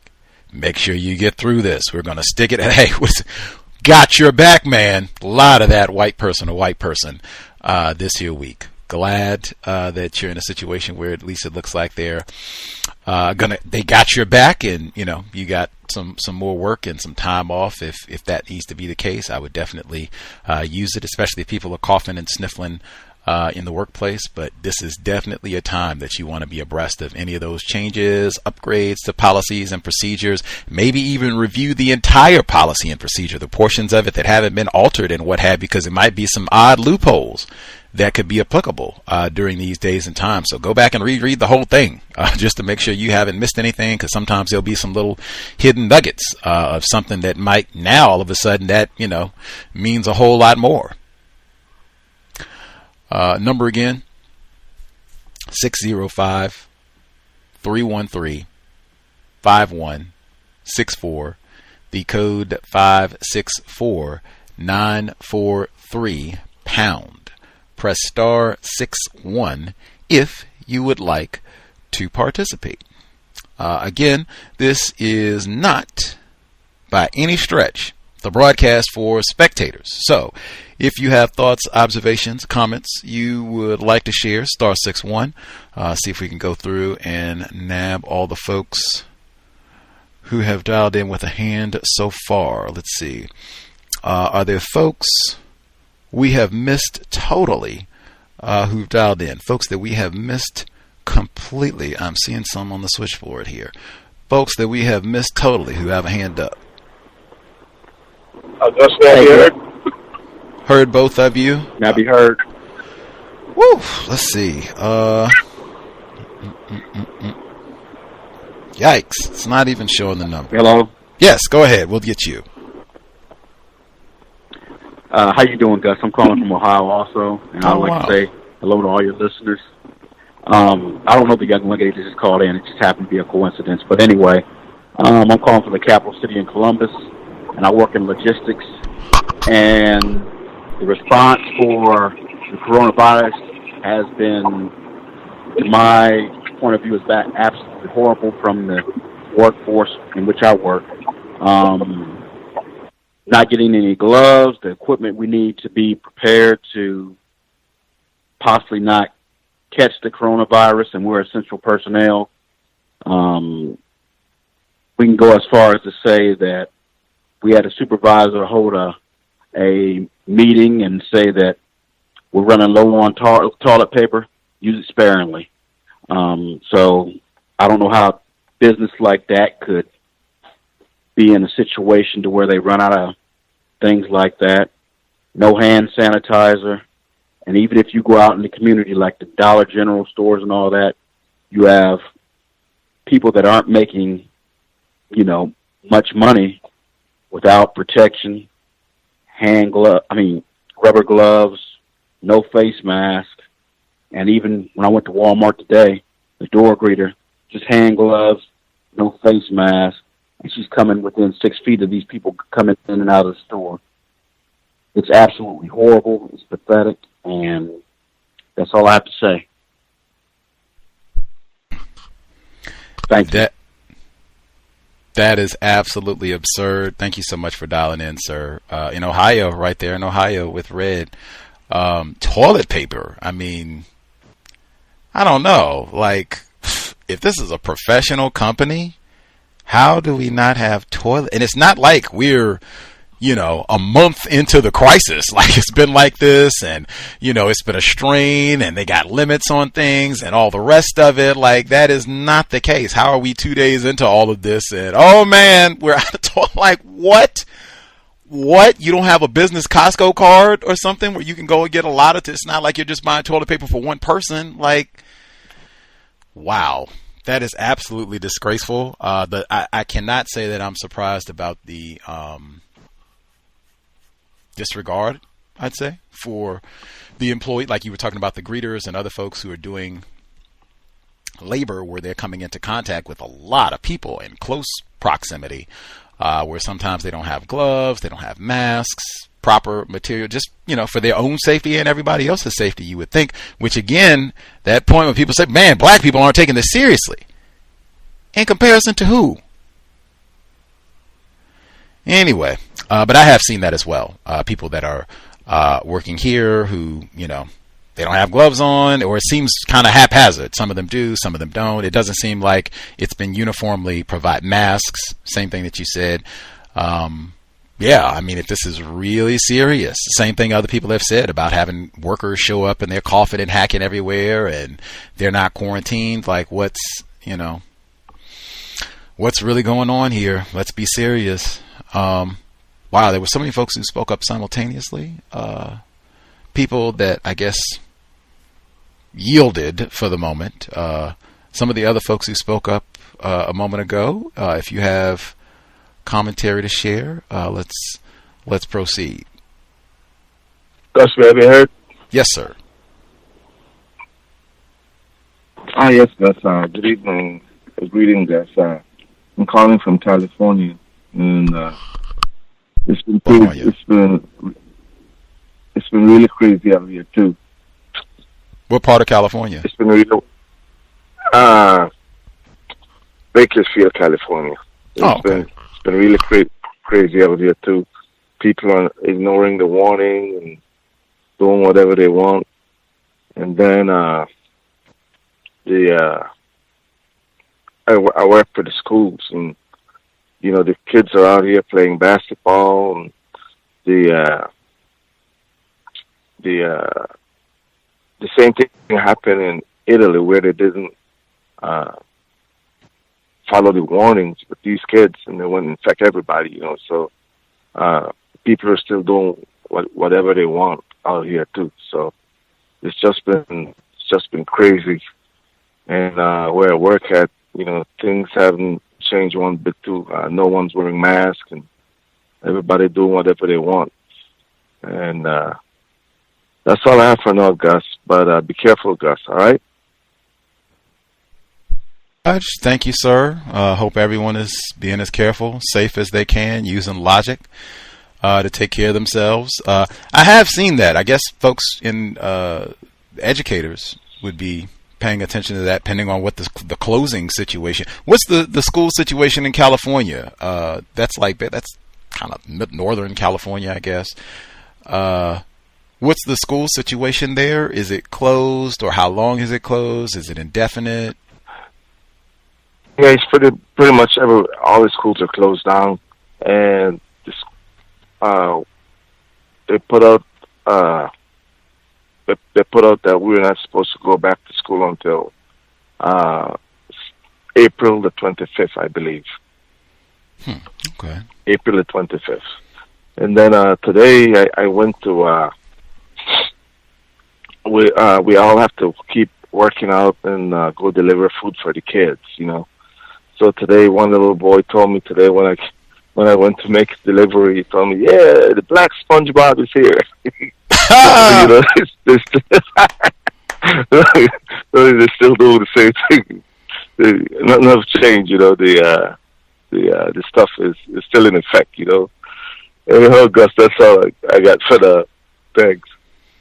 Oh, we're not going to let the Chinese virus, you know, shut down all our fun. I mean, man, we still got to get a racist joke in every day. The black SpongeBob, thank you. Get a little food today, the black SpongeBob.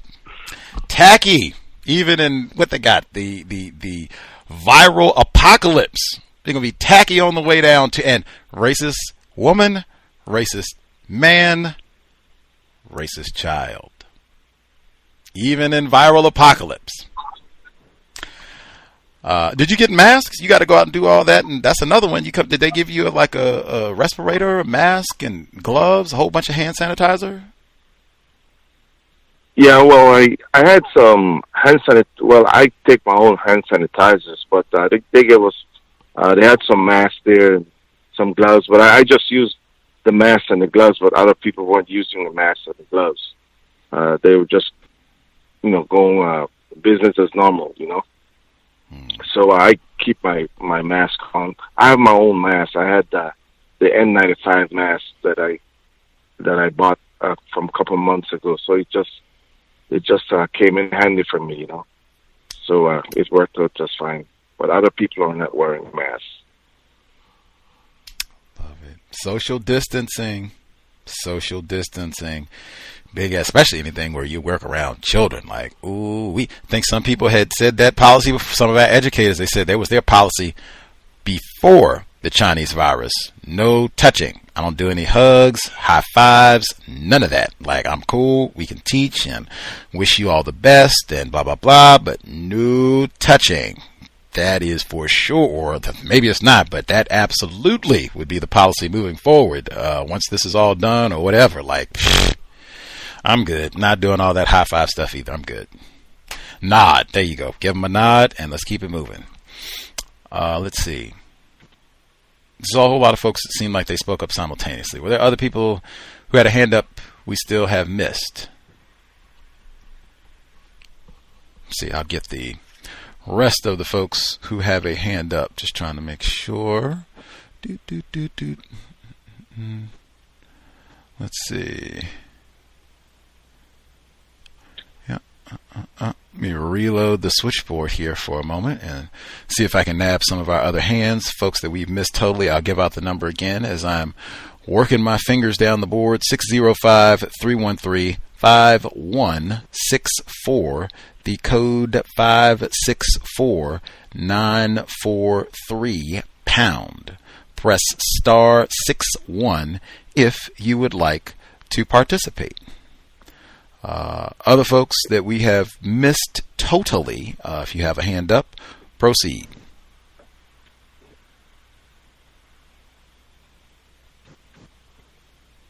Greetings. Retired firefighter in Florida. Yes, sir. Yes, I just obtained the means to tune in. So I'm not aware of, other than I know it's Workplace Racism Day, but what possible questions that may be tagged into the workplace. Maybe it was any conversation about the Chinese virus and how to talk about it at your job or not. I don't know.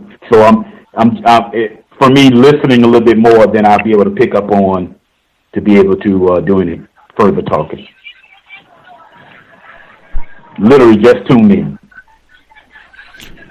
Much obliged, retired firefighter. Let's see. Some of the other folks who are with us. Can I be heard? Heard both of you. Let's get Draftomania. Hi, Gus. Can you hear me? It's echoing a little bit. I can hear you, but it's echoing a little bit. I'm sorry. Okay. Well, I wanted to talk about what was going on in my plantation. I like you were talking about the schools and the districts are not cohesive. So I work for a school, a university, and all of the universities are closed except our university. Hello? Yes, we can hear you. It's not echoing anymore. Yes, we can hear you. Okay. Yeah, because I heard it say muted. So everybody else is they've been banned from coming to school. The schools are closed. But our school, which is a black university, is still open. I'm grateful, though, that I still have work. I have been sick this week, and when you guys were talking about people going to work sick, and I was sick this week also due to the allergies and stuff, and I think it was like some type of cold going on, and I did have to take some days off of work. But like you said, that is kind of you're putting yourself in danger because you don't know who you're around or what if it's really a cold or allergies or what it is. So I was affected by that. But I'm wondering why they haven't closed our school yet. But the thing is that they told us if we do close, the good thing is that we will still be paid. We will be able to take administrative leave with no pay cut. And that was basically one of the best things that I've heard. But what they did do is they stopped the students would not be able to come to classes. The classes have ended, and they're doing classes online. They have some mandatory workers and some non-mandatory workers where they can work online, and they won't have to come in. But I'm one of the mandatory workers that would have to come in. So my schedule is going to be next week a little earlier and stuff like that. But one of the, like I said, the best thing that I heard out of this whole situation is that, if something should happen where they should shut it down, we will still get paid. But the bad situation is that everybody else is out. They're all closed down except us, and we're the only ones open. And that's basically all I have to share. Well, I guess I'm thankful if it does shut down, like you said, that you'll still be compensated and you all are still working now. Or I guess even be more important than all of that, your health and well-being.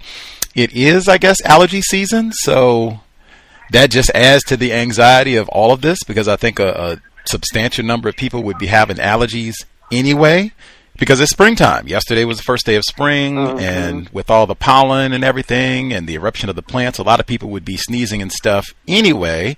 But now that's going to be like, oh man, is this, oh no, did I get the Chinese virus? I'm about to die. And just more stress over, and it could just be, oh man, the dogwoods are opening. That's all it is. The pollen got me again. All I had to do was wait 2 weeks and I'd have been good. And now I'm in quarantine. I mean, that's serious because you could end up in quarantine. Somebody could, oh man, I think she got the Rona, and all you needed was, And I was really bad too, Gus. I was really, really bad. I mean, this is the worst I've ever. I had to take a couple of days off of work, so it was really bad.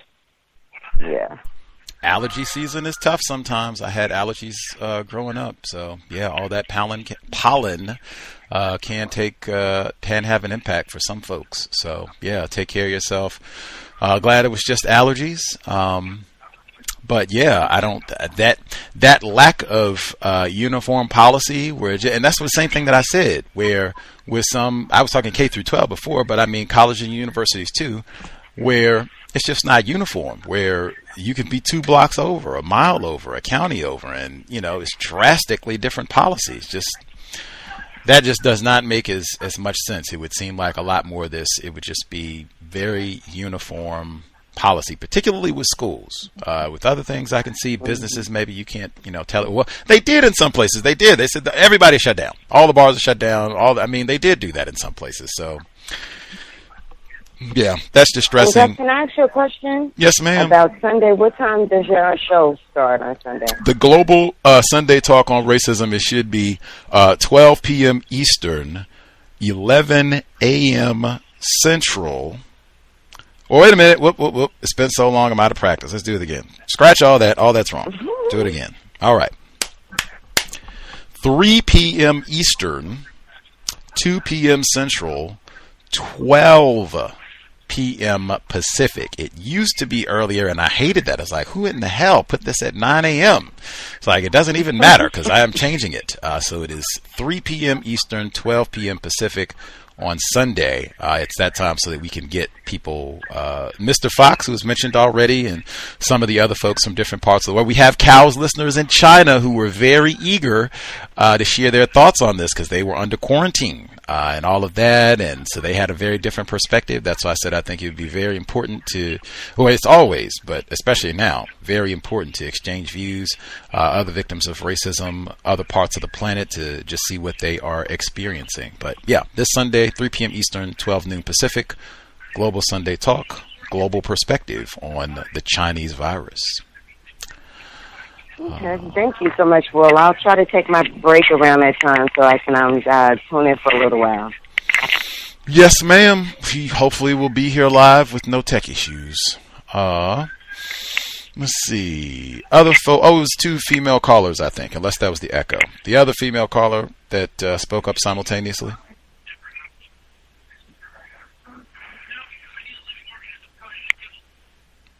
Was it another female caller? Maybe I was confused. Was there another female caller? Did we miss her?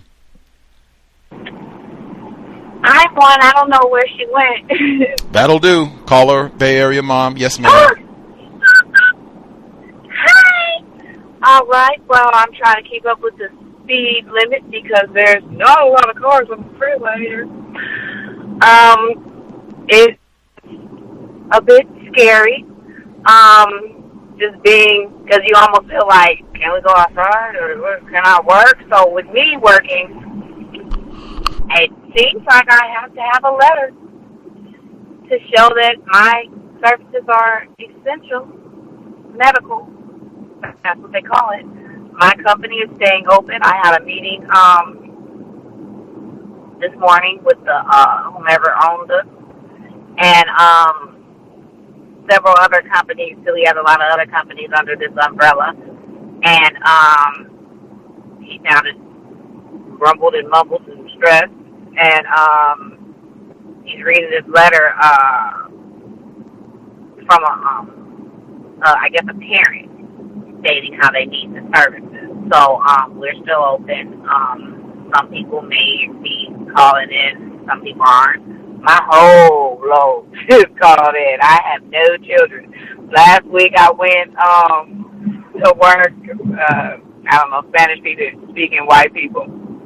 And their the grandparent and great grandparent came down from wherever. So just in time. So now they're looking, I come in for hand sanitizer on the right at the door as soon as you come in. So I'm looking at it, and I keep hand sanitizer on my tablet. Right where my tablet is, that's where my sanitizer is. So I've been about that life. So not tripping, I'm looking. So then she's like, oh, could you use this before you go in? I wouldn't make you use it, but my mom and grandma, I'm like, I ain't tripping. So you see this? I use this before I go in just to deal with any of y'all, so I'm not tripping. So she's like, oh, you got something? Well, can you use this one? Oh, no problem. Won't be wasting mine. So I push, do whatever, rub it in. So the second day, I come back, and I come with my supervisor. I guess he would be white. So now, I get to look like, oh, it's back. They looking at me like it's Ebola. No, it's Corona. So I get to look like, ah. So now we going through the kitchen where the old ladies are talking their language. And so we go through the kitchen because I guess I got to do whatever, little cuz want to do. This is my supervisor here, so he want to go outside and whatever, let's go. So we go outside. Now I got to follow. So I go out there, and now they looking like, so whole face turned up. So I'm cracking up. So excuse me. So now they whole face, why they in here? And so we don't wear shoes. I'm like, take my shoes, go outside, come back and forth. It's crazy. So now the old ladies, they wiping down the windows and stuff. So just wiping down stuff, cleaning the. I caught the older lady wiping the doorknob. So I was just laughing. I hurt my feelings. I don't touch nothing. So he touched that doorknob. He touched the doorknob, and she wiping it down, and then she caught her, so she see me looking, and then she start cleaning the windows and stuff. I'm like, girl, you ain't got to do all that, all the theatrics. It's all good. I'm not tripping. You do what you do. So now she looking and talking in that language, and other old lady, her whole face like she smelled, skunk. And so I'm just cracking up. I'm like, I get it. She's like, no, it's okay. So then we leave, but they cancel service. After that, ain't no more services, y'all. So we'll see how next week goes with the services. It's interesting. Now these freeways are clear as if it is a holiday, a real holiday, and it's 2 in the morning. That's how the freeways are. 3 in the morning. So the freeways are scarce, BART. Nobody's riding the BART. Now they decide they want to clean the BART train because nobody's riding it. He didn't care when everybody had to endure the filth. But now since nobody's on it, they clean the train. Nobody's on the BART. We have a curfew. San Francisco was first started. They had to be in first. Then they made this big, this horn, woo, this end of the world noise in the city to let them know they were meant business about this, how they were going to deal with this. We're not waiting on the president. We're doing it ourselves. So here in Oakland, I work that area, Oakland, Contra Costa County, Alameda County, Berkeley, the city of Berkeley, and a couple of other counties are on what they call lockdown. So we have to go home. So now they made it as of yesterday to where we can only come out if we work, and that's when I guess these badges and all this identifications come in at. And then they got to break it down specific to where you're going, where you're supposed to be, or if we're going to make a shoot to the store or something and pick up something to eat, or something like that. Other than that, you are to be in the house. So they said the military is in the San Francisco, just, to get prepared for whatever they feel the turn-up will be because of the climate they're creating from this. And that's all. And thank you for taking my call. Context of White Supremacy. Context of White Supremacy. Wow, I had nostalgia. I used to live in the Bay Area until I lived in Seattle. California was my favorite plantation. Really, it's kind of the same thing. Like the whole West Coast is really similar. You could probably, I think Thomas in New York said you could move to Portland. Like it's all kind of the same thing. Really, the only major difference will be weather, and the number of non-white people varies slightly. You'll have more non-white people as you move further south, but it's pretty similar, the whole West Coast. But I am all right with Seattle. Things are shut down and everything, but we are not on military lockdown, and we do not have a curfew as yet. And even that, like, now listen, Atlanta, they got shootouts at the mall. They got military lockdown. Or she didn't say, she said the military was prepping. The military is not there yet. I'm sorry. I'm hopping the gun, as they say, metaphor. But the military is prepping. They have a curfew, and they have the purge horn that sounds to denote that we are serious about the curfew. And I said it depends on where you are, because in other regions they got curfews, like they got fines. If you think you're going to plot in your own little shooting, you're going to be a copycat of Lenox Mall, we got planned news for you. That's a fine. Escort you back home. None of that. And the mall is closed. Like, that wouldn't even be possible in a lot of places. The mall is closed here. Malls are closed here. But I mean, wow. That is... the home situation, like, that's another thing. Like, I would think this is probably going to radically adjust some of that. Like, how much hanging out in other people's houses do I need to do? And they aren't really cool about having you here and spraying everything down. Like, oh, we got this nigger in the house, spray the door, and all the rest of it. Like, man, misanthrope, curmudgeon. I was that, like, a decade before all this happened. I was into social distancing, minimize contact. But yeah, I am not into all that. I don't like touching other people. These are strangers. You got to go and hang out on their furniture and stuff. Like, I don't even want to be here. So no, I do not take offense. If you want to sanitize everything, I don't even want to be in the residence. Like, man, I wish we could do all this. Wait, Gus, wait. So while I was doing that to my last client, because they didn't cancel on Monday, so he all on his nose and stuff. So he touched his stuff, and I'm like, I touched his thing. He was like, oh, no, that's mine. I'm like, ugh. And so he was like, I'm like, no, you can't do it. I got his stuff, so he digging in his nose and stuff. I'm like, man, go, man, get some tissue, man, do it, man. He's, oh, get some tissue, man, wash your hands, too. So he's, okay, I'll wash my hands. I don't want to be looking up on the kids and stuff. So it's just like that. Let me read my line. All right. Woo, man. Strange times, my goodness. Man, oh man, oh man. Whew. I do not envy anyone who works with children right now, or really any job where you have to go out and, like, be in people's houses, or they have to come to your house, and you're like, oof. Even if there was no coronavirus, like, man, or even, let's say they get a vaccine tomorrow and all this is squashed, like, woo, I am not interested in having to sit through all of the revamp of policy and procedure that's going to happen as a result of this. And it might be mandated. Everybody's going to have hand sanitizer glued to their tablet now, and all. Oh man, oh man. Nod. Context of White Supremacy. The number again is 605-313-5164. The code 564-943#. Press *61 if you would like to participate. Make sure I get in all my emails.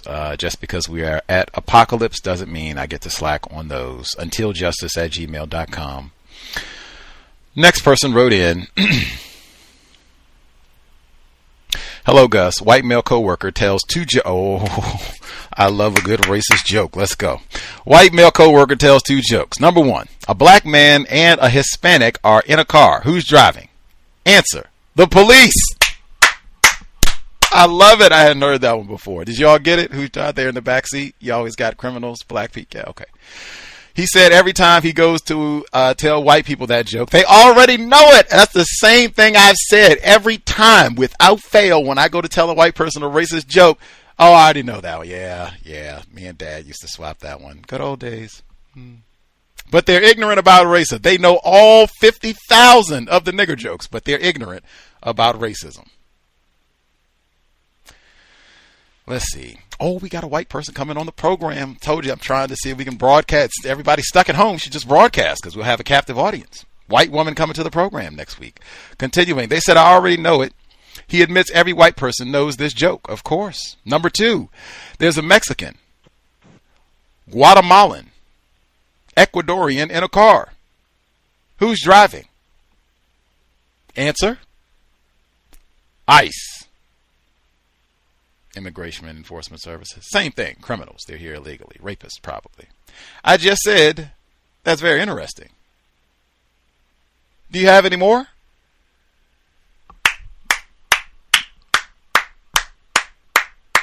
I love it. I love it. Write it down, and he shared. Write it down. That's all.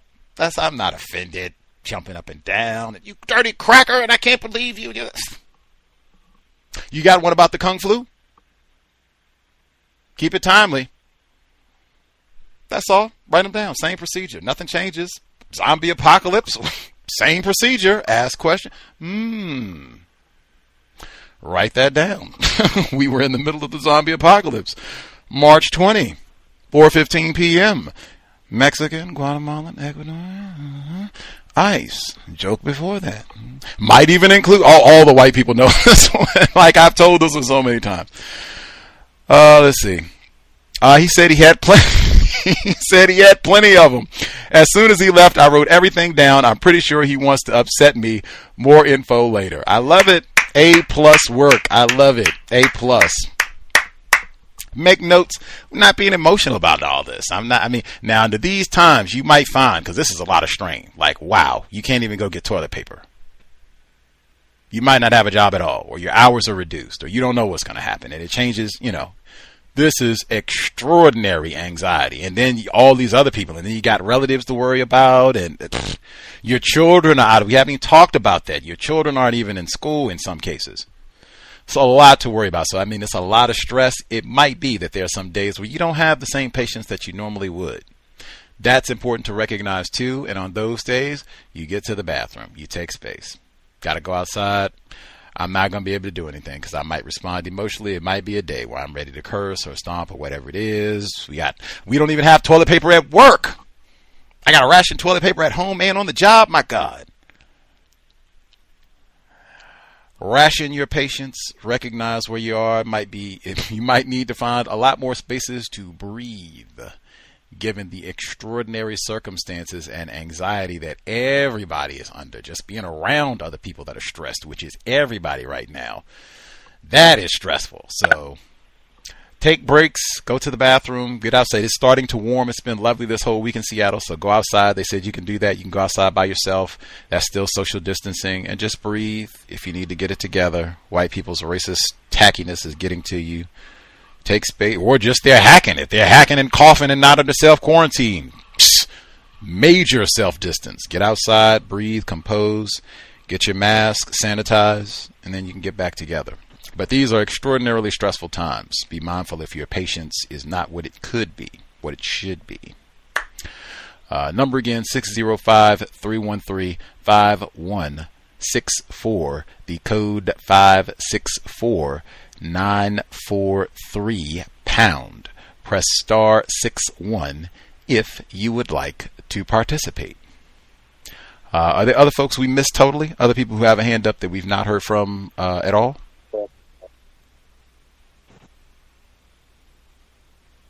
May I be heard? Greetings, caller in Florida. Yes, sir. Thank you very much, sir. Greetings to Gus, the host, listeners, and callers. I'm going to start with my first two. I think it deals with the conditioning of black people under the system of white supremacy. The first was we were still allowing people in. Today was the last day that the courthouse is open to the public. We're going to switch the hours around next week. So there was a lot of passport picture taken this week. And there was an anti-black comment that was made by my black female coworker to a black family. At least I perceive it as that way. She was taking the photographs for them to complete their passport. So she made a comment like, because we got this like background projector that lights up to provide a more contrasting image for the passport because they want the background to be white. Okay, so the family was melanated, was more melanated, and she herself is melanated, and she made a comment that was saying, "Oh, well, you know what? I don't think I like that picture. You're a little too darker than I would like." All right, so I was like, "What did she just say? Did she just say what I thought she did?" And then she, she made, I think it was a younger male, black male, take another picture. So I get, because see, we have like the little screen device that shows the image. It's like a Camfi, wireless connection, where you can see the picture you just took. So I guess she wasn't comfortable with the image. And she said, "Well, we have to turn this thing off because, you're too dark. You're too dark. So I got to take the flash and take the picture without the background projector light on." Now, I've taken images of different skin tones of people, and I haven't had that issue. So she was just, blatantly saying this out loud. And then the black female supervisor from the back was like, no, like stand back a little further. That's what such and such said, the white person that works in there. And so she did that, and I guess the pictures came out well. But the thing is, she still said something that wasn't necessary. There is, you could take pictures just like you can with any skin tone. It doesn't matter. You just got to make sure, the person isn't really sweaty or nothing like that, because in the picture it could come out with a shine on it, But I thought that was anti-blackness. And the second one, there's an older black male that came in, and there was a white female coworker that took some days off, about almost a week. So she was sitting there, and he comes in and he says, "Hey, you right there, whenever you take time off, you need to let me know."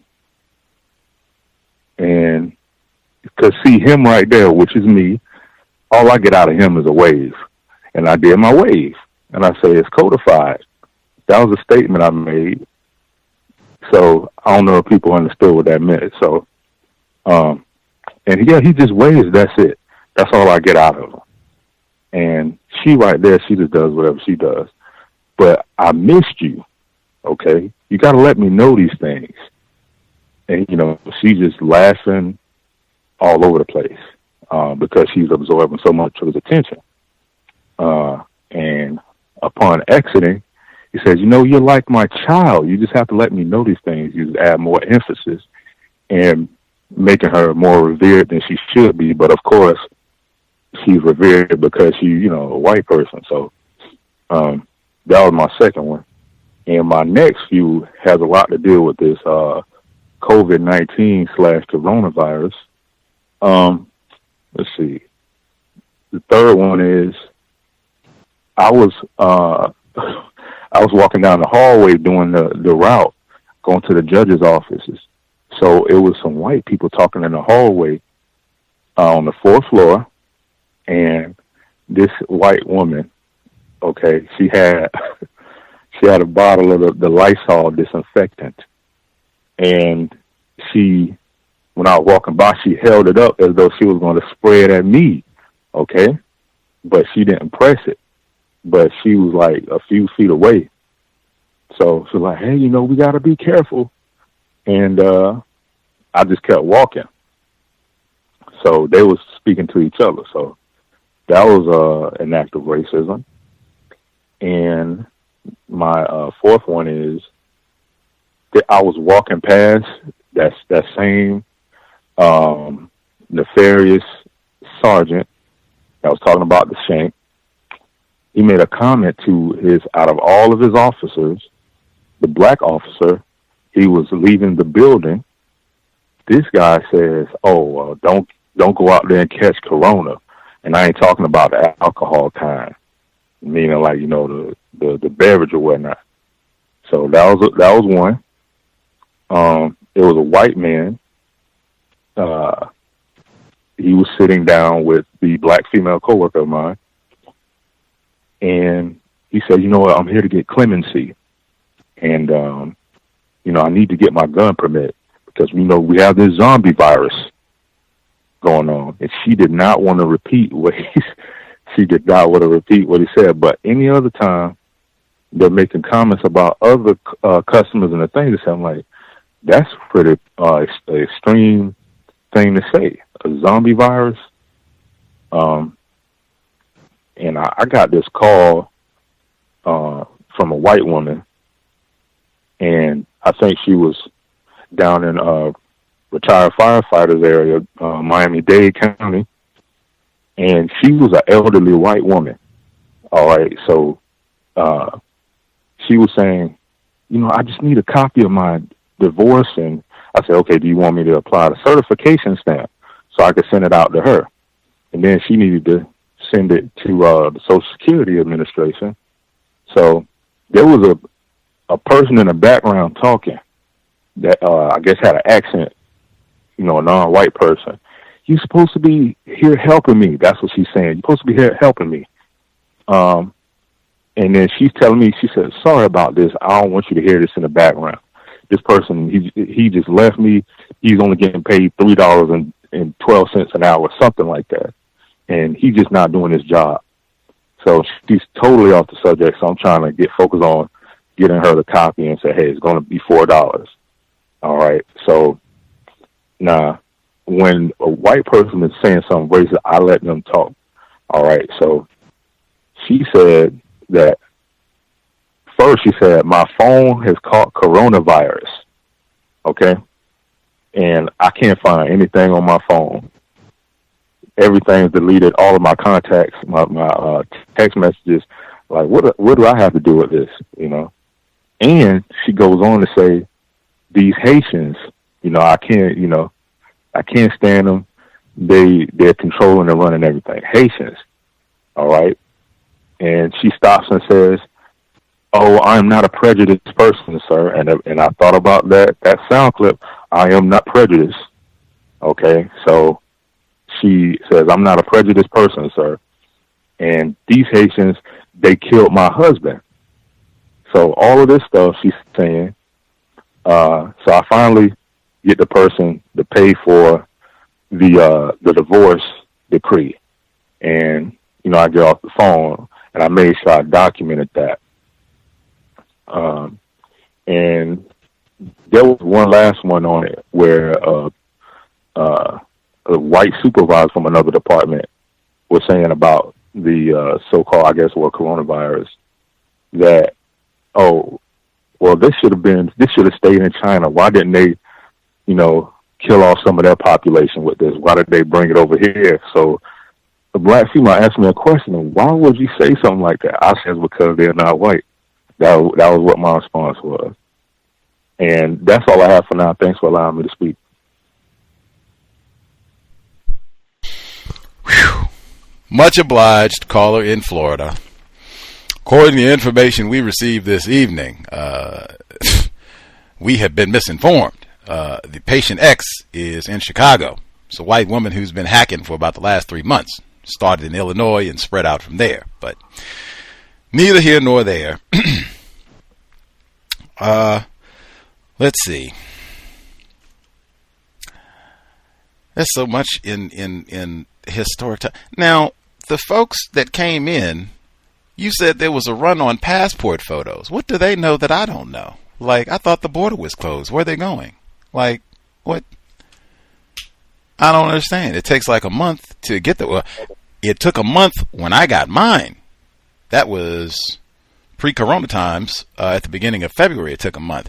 I suspect it would take longer now because, one, they say anyway that it increases in springtime because people plan their trips for the summer and all that. I have no idea what that's going to look like this year.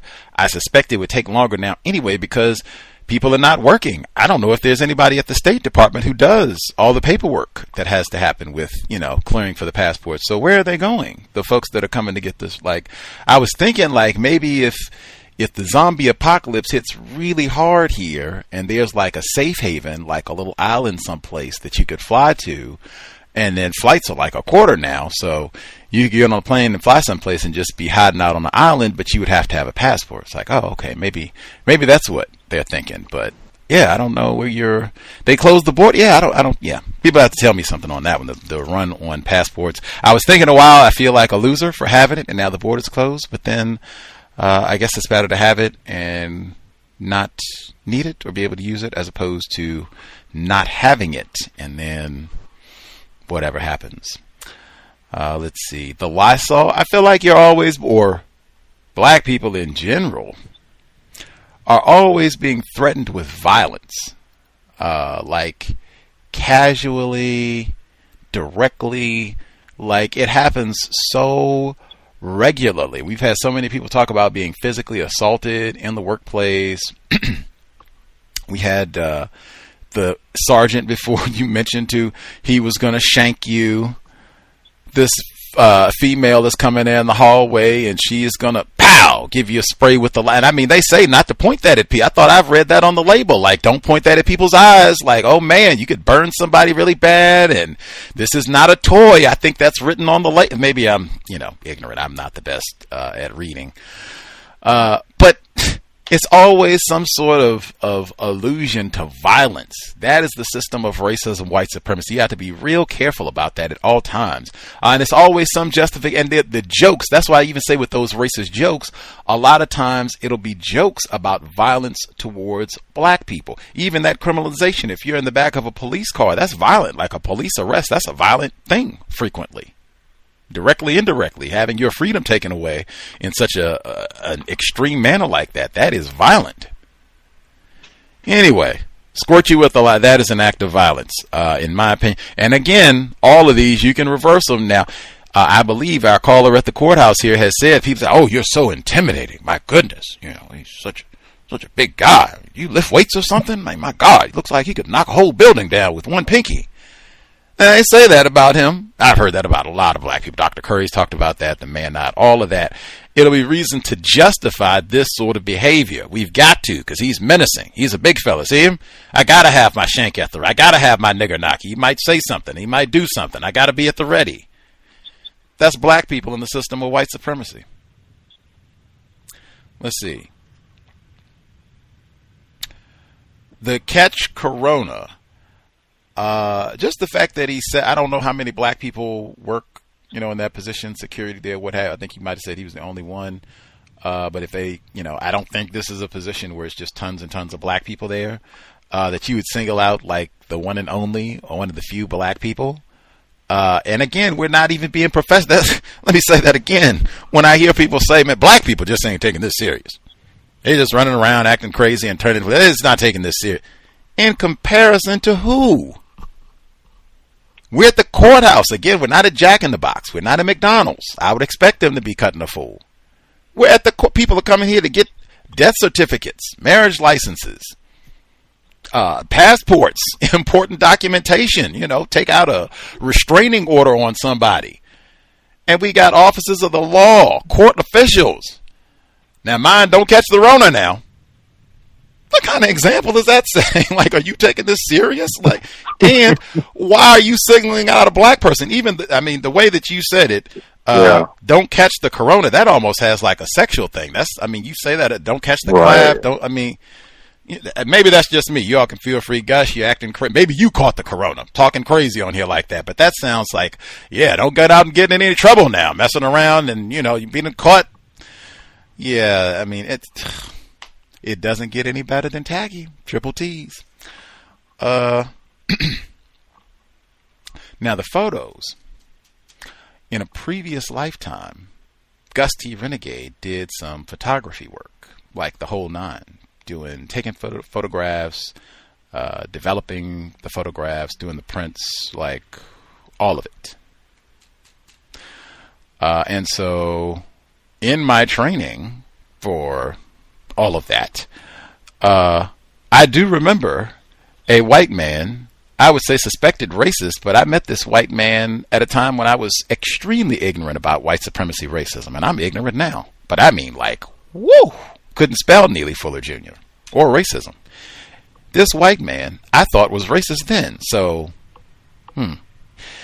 Anyway, this white man, my photography instructor, he said that when you go to shoot black people, his code was that he would shoot black people with more light so that you could see more of their color definition features. He would shoot white people with less light because you shoot white people with more light, they look really, really pale. You shoot black people with no light and it's just really dark. You can't really see any of their features definition. That was his photography code. I did use that, and it did work really well. I wish I had saved some of my prints so I could show, but that did come to mind. All that being said, like, I'm pretty sure today was not the first, or this week was not the first time that this white woman had been using this camera. I'm pretty sure this not the first time that she had taken a photograph of a black person. I'm sure many, many black people have been photographed at the courthouse, at this wall, white people, black people, all of the above. It would stand out to me having a white woman, suspected racist, just beckon out. Oh man, you just look so dark. Oh my God. Yeah, we got to do this. We got to do this again because something about that would stand out to me as, yeah, this sounds like an anti-black moment. You probably could have done this correctly. We probably could have been more professional about this. Just, yeah, someone, and to continue to make those type of remarks, at minimum, you're incompetent with using the camera. You should know how to do all this by now. And then it's always something disparaging about black people and blackness. Oh, it's just so black. Oh, you just can't do something. The zombie virus. All I can say, I mean, the system of racism, white supremacy. We had folks who talked before about being happy about all this. You got millions of people all around the world who have sat around and watched The Walking Dead and Preppers for decades now and loved it. Sat around and frothed at the opportunity to go out to the gun club, and we got pictures. We went to Florida, they got pictures. They got pictures of black people looting, and they got pictures of zombies. And that's what you go to the target range and shoot at. Refine my skills as a killer. Bang, bang, I'm shooting at the Negro. Bang, I'm shooting at the zombie. Bang, that's one and the same. But that's the way they're thinking about this. Not, oh man, I need to make sure we got water piled up. Oh man, make sure I can help out my neighbor. We got old people on the block and they're not supposed to be going out at all. I'm going to go to Costco and make sure they got water and stop by and look at, no, we got zombie apocalypse and I need my gun license. Yes, that is the problem. Not hand sanitizer, not toilet paper, gun license for the zombie apocalypse. They did say earlier this week, gun sales soaring, and ammunition. That was what they said specifically, was ammunition. Gun sales a little bit, but lots of ammunition. What was the other one? Let's see. If I'm going to have to endure all this terrorism and tackiness from a white woman on the phone, then I think that the divorce records need to be a lot more than $4. Like, wow. You have deviated to tell me that your phone has got the Rona. Let me take one more time for the people that say black people are not taking this seriously. In comparison to who? So this white woman has called in to get her divorce record, and we can't even just get through. It's $4 divorce record. Where am I mailing this to? That's it. That sounds like it should be sitting, particularly in these times. Like, you're wasting time on the phone. We got things to do, priorities. Like, things are changing, and am I going to have a job? Are we going to be able to eat? I can't be wasting time talking to some court clerk that I don't know, you're in the other part of Florida. That's, oh my God, like a 10-hour drive or something. Like, man. $4 address. All right, let's get off the phone. Well, wait a minute. Well, got this fella here in the background clowning around, not doing any work. We got just lazy niggers, good for nothing, can't do anything. And got to tell you about these Haitians. They have been a problem for a long time. They killed my husband, which I said, wait a minute. I'm trying to get off the phone, but I thought y'all got a divorce. How did they kill him? And did they kill? Can't even get into that. Anyway, so the Haitians, yes, we got the Haitians are a problem, and that's probably the zombies right there, because they do call Haitians zombies. That's another day. So yeah, we got the Haitians and their problem, and I got to tell you about that because they killed my husband, and my phone got the Rona. I lost all my contacts and text messages, and it's just been the worst thing in the history. Like, what? We were just trying. I am not prejudiced. Yeah, I'm not prejudiced. I'm not prejudiced. I'm not prejudiced. That's my favorite. That was President Obama. That was 2012. My man said that he voted for a white man that was in jail. And he said, I'm not prejudiced. I just wasn't going to vote for that President Obama. He's messed everything up. That white convict, he'll get us straight. We got it. I am not prejudiced. Wow. Doesn't get any better than white women. Let them talk. I love it. Let them talk. But it would have to be, if this is recorded or if we got notes on this, it should be a lot more than $4 if I'm going to have to deal with this type of thing and people that can ramble and talk all kinds of nonsense and tell you about their family problems and all the rest of it. Like, wow. It should be like $25, $50, like something. Man, time and energy. Was there anything else? Let's see. Patience, I can't believe it. I'll stop there for the moment. Wow, the courthouse never disappoints, even with the zombie apocalypse now, apparently. We got the Chinese virus, the zombie apocalypse. The phone even has been hacked. We got the phone coronavirus as well now. Wow. Codified at the courthouse. The rude remarks, I got that one too, where the fella came by and was still being rude. And the white validation, the white woman is the child, to be expected in the system of racism. Oh, wow. Thank you for sharing, sir. Are there folks that we missed totally? We have about 30 minutes left in the broadcast. We should not have spectators for this historic broadcast, or historic week, really. This week of workplace racism, white supremacy, the first weekend of man, just to see how all of this unfolds over the next, we could be talking months, weeks, who knows of what this is going to look like. But to just observe, adjust, study. Again, white people conduct experiments. That is something that I would have people to keep in mind. I certainly am not saying to be reckless. I've said repeatedly, follow logic, do everything that you can to preserve your safety, your health, well-being. Absolutely. White people conduct experiments. Caller at the courthouse said we had a white woman who was there just wearing the same clothes every day as an experiment. Just see how you folks respond. Whole lots of experiments can be run under an environment like this to see how people respond, how they adjust. Lots of experimentation can be conducted in an environment like this. Just keep that in mind. Let me make sure I get through all the emails so I can be on my word, and then we'll double check with callers. Next caller, she wrote in.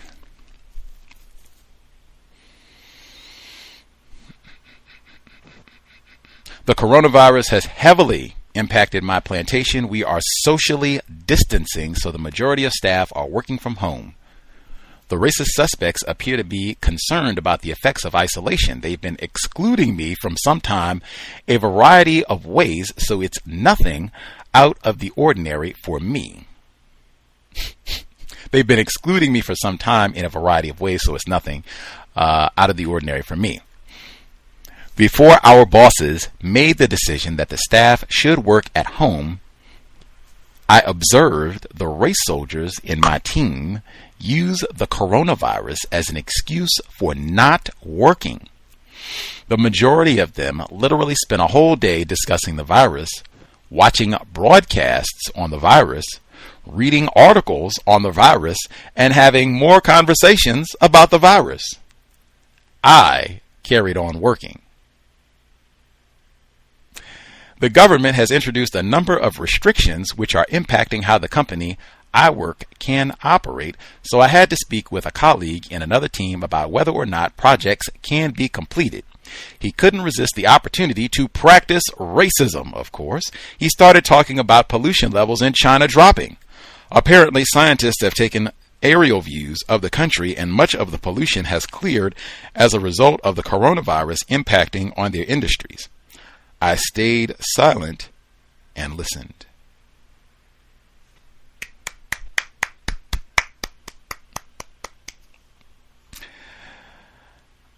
I think he realized he was speaking to a non-white person, so he tried to cover up his racism by saying scientists would also be able to measure pollution levels in so-called Western countries. In my mind, I was wondering if he had considered the fact that many Western countries outsource their manufacturing to countries such as China. Great point. Great point. And I've seen some of those same aerial views. I think I said something about it. Yes, I did. We were talking about environmental racism. They have photographs of Italy and some of the rivers and bodies of water there that were totally polluted and disgusted from white people. And because of all this, they said Italy has been really hard hit. They said in the time, because they've had like lockdown, like you got to stay in the house, and I think it's been for at least a week or so. And they showed the river. They said you could see the fish for the first time in like ever, like in people's lifetime. They had never seen the fish clearly. The water was crystal. I said, wow, the problem, there is an infection on the planet. The problem is racist woman, racist man, racist child. Continuing.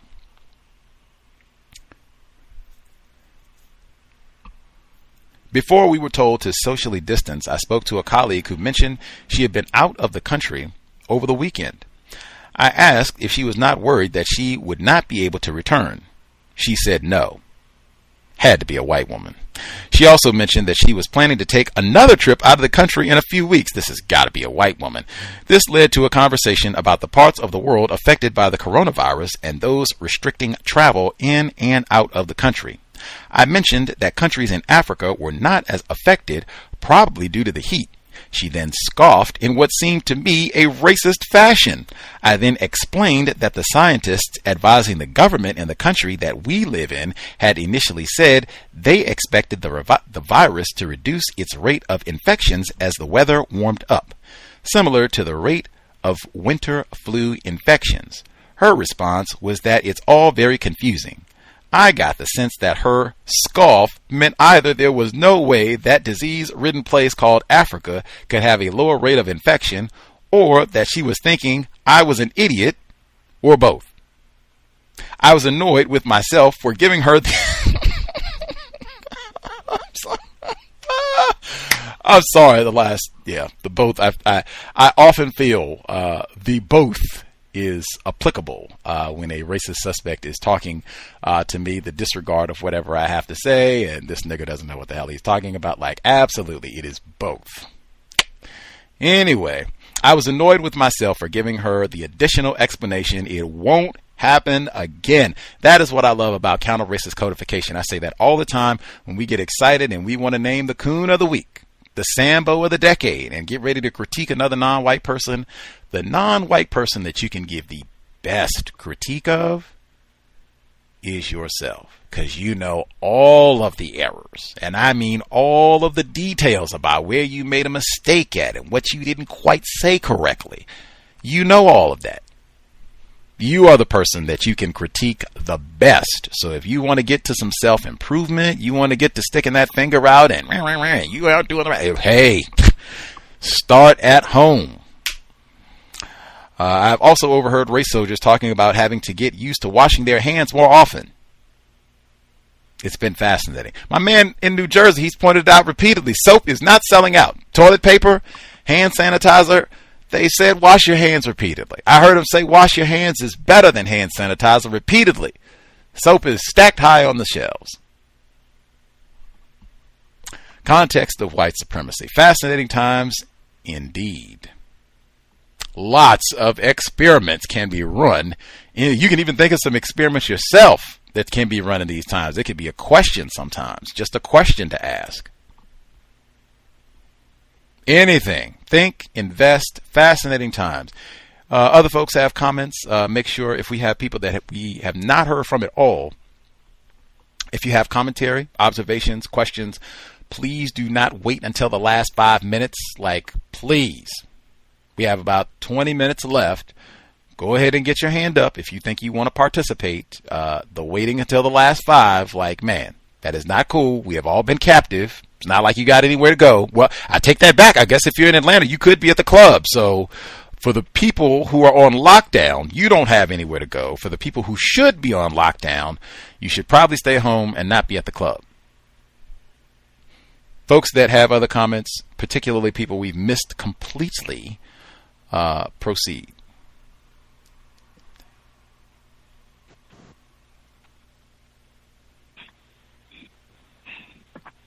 Hello? Yes, ma'am. I wanted to share something, not about my workplace, but maybe this is better for a compensatory column, but there is a gentleman who worked at NBC, and NBC was sharing that he recently died of the coronavirus. He must have been tested, and then shortly thereafter he died. And I was just thinking, that's weird. Don't they normally, for HIPAA, which is like the health privacy laws, don't they normally just share like maybe the gender and the age? But they said his full name, first and last, and they showed his picture. And I just thought it was very, I guess, tacky that it was almost as though it was now being used as a way to, I don't know, highlight them as a network. So all these people who worked there were now giving a tribute to this person. This person wasn't like an anchor in front of the camera.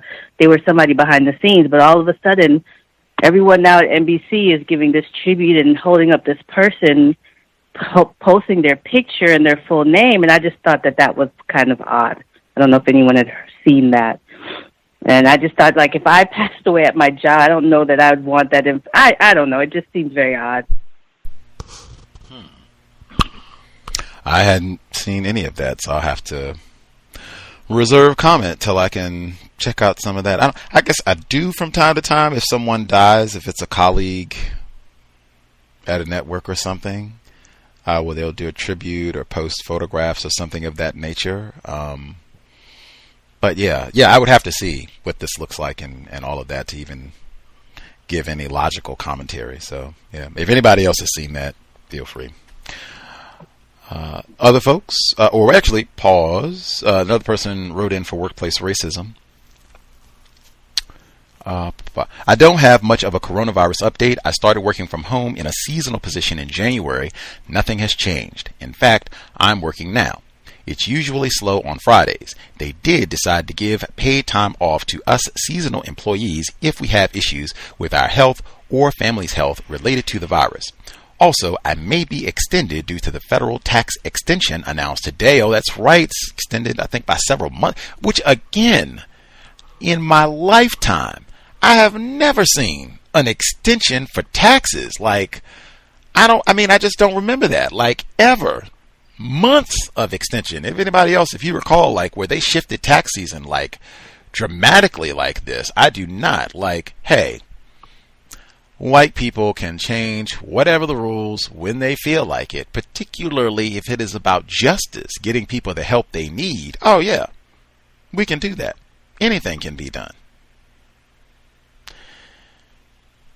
Anywho, if other folks have comments, questions, things they would like to share, please do not wait till the last minute. Line should be open. Proceed.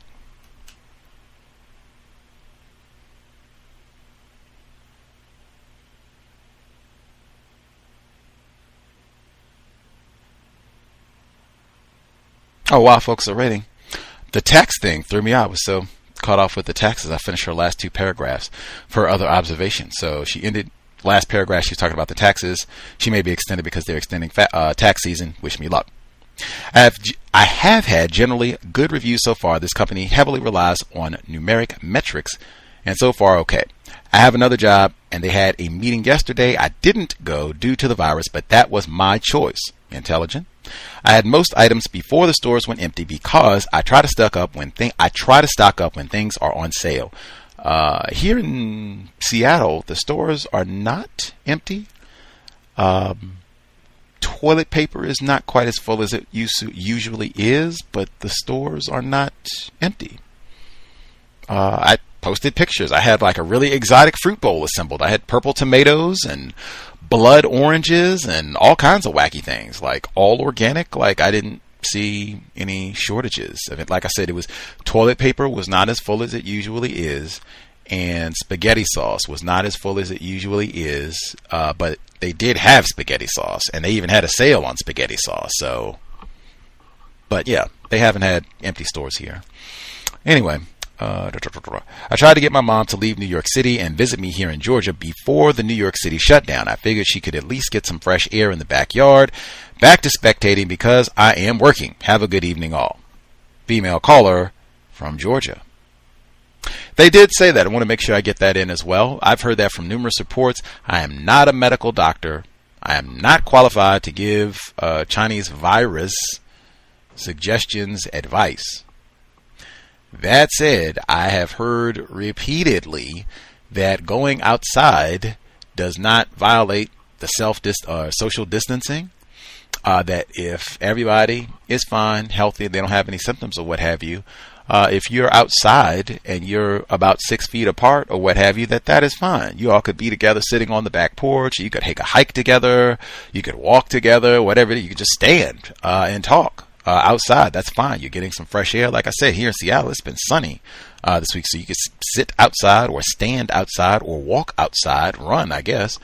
If you have your distance, you could get some sunshine and you're still getting a little social time in. So yeah, I don't, maybe you have heard different information depending on what part of the globe, where you are, but I've heard that repeatedly, that if you are outside, if you want to get your family or some friends, relatives, couple, 3, 4, as long as it's not 50 of you, but it's 3, 4 people, and you all are just sitting outside on the porch, 6 feet apart, whoopee, great. You all could do yoga outside, 6 feet apart, great. So yeah, if you have relatives that are close, yeah, you all could visit, get some food, get some sunshine, and talk about racism, white supremacy, and your counter-racist corona plan.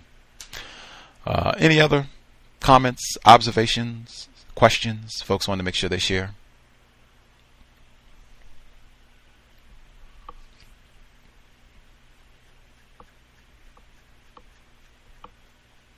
Can I be heard? Retired firefighter in Florida. Yes. Based on all of the suggestions that will remedy or be helpful to the resistance of this pestilence, I find it, even besides the pestilence, to be some of the suggestions are quite practical that should be applicable for people under the global system of racist white supremacy, which is the major pestilence. Anyway, such as minimizing contact, minimizing contact with a whole lot of people. You know, along with the the other more medical level suggestions, such as washing your hands.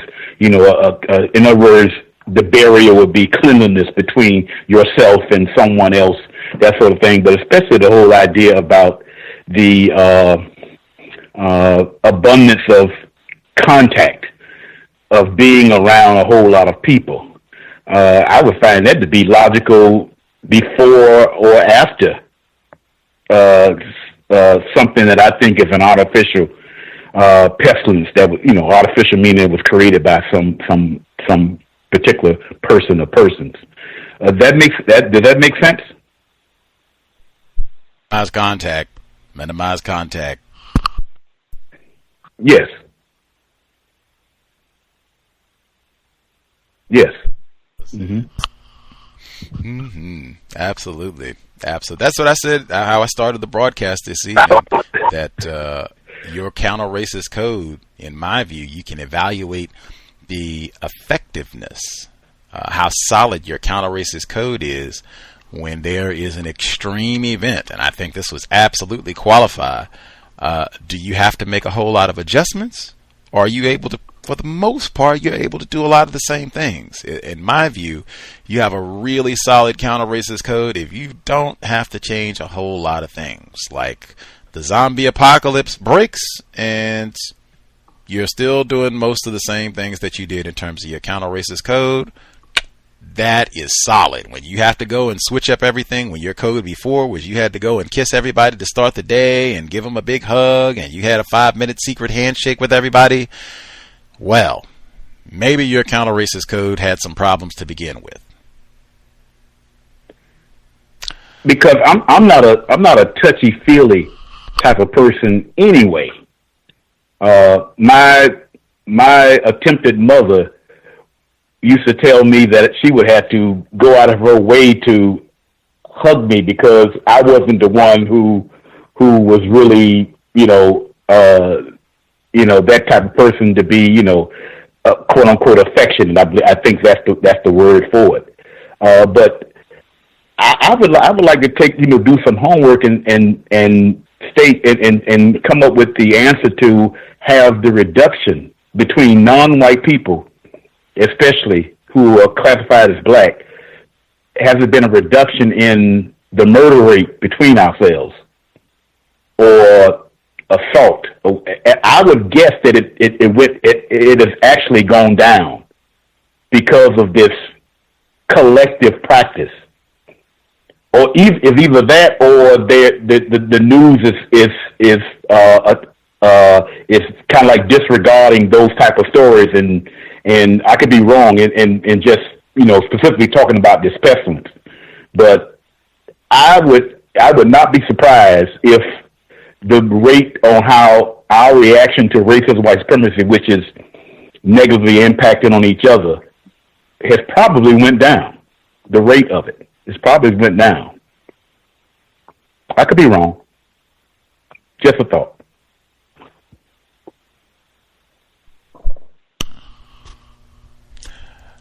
I suspect you are correct, retired firefighter. Well, it depends, because we did have the caller in Atlanta. He started the program. He said that they were shooting at the mall. I think it was a fatal shootout, but that's probably because they wanted to get in, huh? Well, I don't know if they were in and it happened in the mall, because I think the mall is open there. That's what he was saying. People were going to the club, so things aren't shut down. So that's that's not following the suggestions. Right. That's not following the suggestions. Right. Social distancing. They're not doing it. So that's probably an anomaly. Right. So that just further makes the point that, it probably has. The river has cleaned out in a lot of places. They got a lot of bars and things are closed down. So I suspect some people are probably dealing with some voluntary or involuntary withdrawal from substance, because the bars and such are closed, so they might, not be able to get all their suds and things. People couldn't get their green beer this week because St. Patrick's Day was kind of put on hold in most places. So, a whole lot of this will have some constructive result. It is one that words are important. What do you mean when you say pestilence? I mean, some sort of incorrect, natural or otherwise, behavior that harms people. And it's basically another way of me stating about this virus that exists. That's all. As far as did I answer your question? Absolutely. I asked because that was what I thought you meant when using the term, but I looked it up. And I am duty bound to be responsible for doing that. Yes. I looked it up. Thank you for the question. For sure. I looked it up just to inform. Words are important. And the definition in the dictionary for pestilence: a fatal epidemic disease, especially bubonic plague. And I paused because I said, well, the coronavirus, according to the reports I've seen, does not qualify as a pestilence because it is not a fatal epidemic disease. The recovery rate is close to 90% for the coronavirus. So it is not a fatal epidemic. Panic, all of that, yes, not saying be reckless, but I have seen no report that this is a fatal thing. Most people, old people, maybe, immune system weakened, maybe, but if you are healthy and doing all right and you get the corona, generally the odds are that you are going to recover. So that just stood out because I saw that in the dictionary, but right on. No confusion there. Words are important. Let's see. Any other folks? We got about 9 minutes left. Any other comments, questions, observations folks want to share?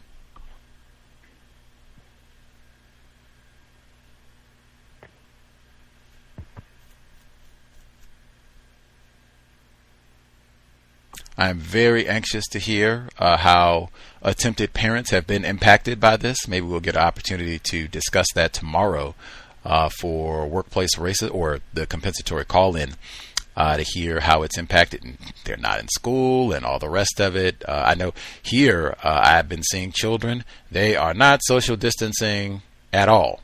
They have been out. It is summer vacation early. Like they have been out kicking it, which is probably what I'd be doing too. They've been out kicking it, going to the park, especially the older children. When I say older, like the high school children, they have been out kicking it. If their friends have cars, they have been out carpooling. Like you'll see 5, 6 of them spill it, social distancing. 5, 6 of them spill out where they have just been hanging out, going wherever, I guess going to different people's houses and doing it. I'd be doing the same thing. I'm just saying. That's been my general observation, that it's just been the grandest time ever to be out and kick it all day long with their friends and hang out on the phone, and you don't even have a timetable. Of school might not even open back up. You might not have to go to school again until September. So it has just been joyous times. They can't spell social distancing or much of anything else. It is just all day video games and kick it, and woo! You all will get at us when you get at us. Let's see. Can I be heard? Yes, ma'am. Oh, so no, really, that's exactly what the children are doing. This is extended vacation. The children, even when you tell them, and it's not their fault because we're supposed to be overseeing them, so we're supposed to make it happen, but we're not. We're stressed out. I'm just mean collectively, not me. I'm great. I picked my son up from the airport. He's school roam, so I'm good. But collectively, the parents are stressed out about the kids even being home with them because they're accustomed, a lot of them, to them being gone, at least a lot of hours a day, and a lot of the parents don't have time for the curriculum or anything. So it's summer vacation. They are at the park. They're trying to go to the zoo. They're still creating parties. It's crazy. So you're right. It's not that serious. It's not their fault, though. That's not their fault. Not judging, not blaming. They're children. That's what children do. If I was 16, I would be clowning. Social distancing, whatever. Like, we would be partying 1, 2 o'clock in the morning. Like, I would be upset about basketball. I said that. I probably would be having some major withdrawals from not being able to watch basketball. But I would trade that for no school, no problem. Like, I'm sleeping till 1 o'clock every day. Like, party time, best spring ever. Any other folks, comments that they want to share?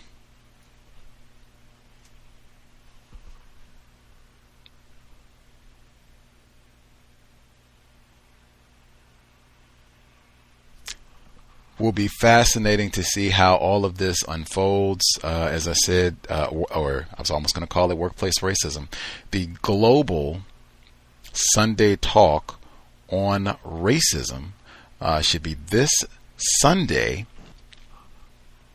3 p.m. Eastern, 2 p.m. Central, 12 p.m. Pacific.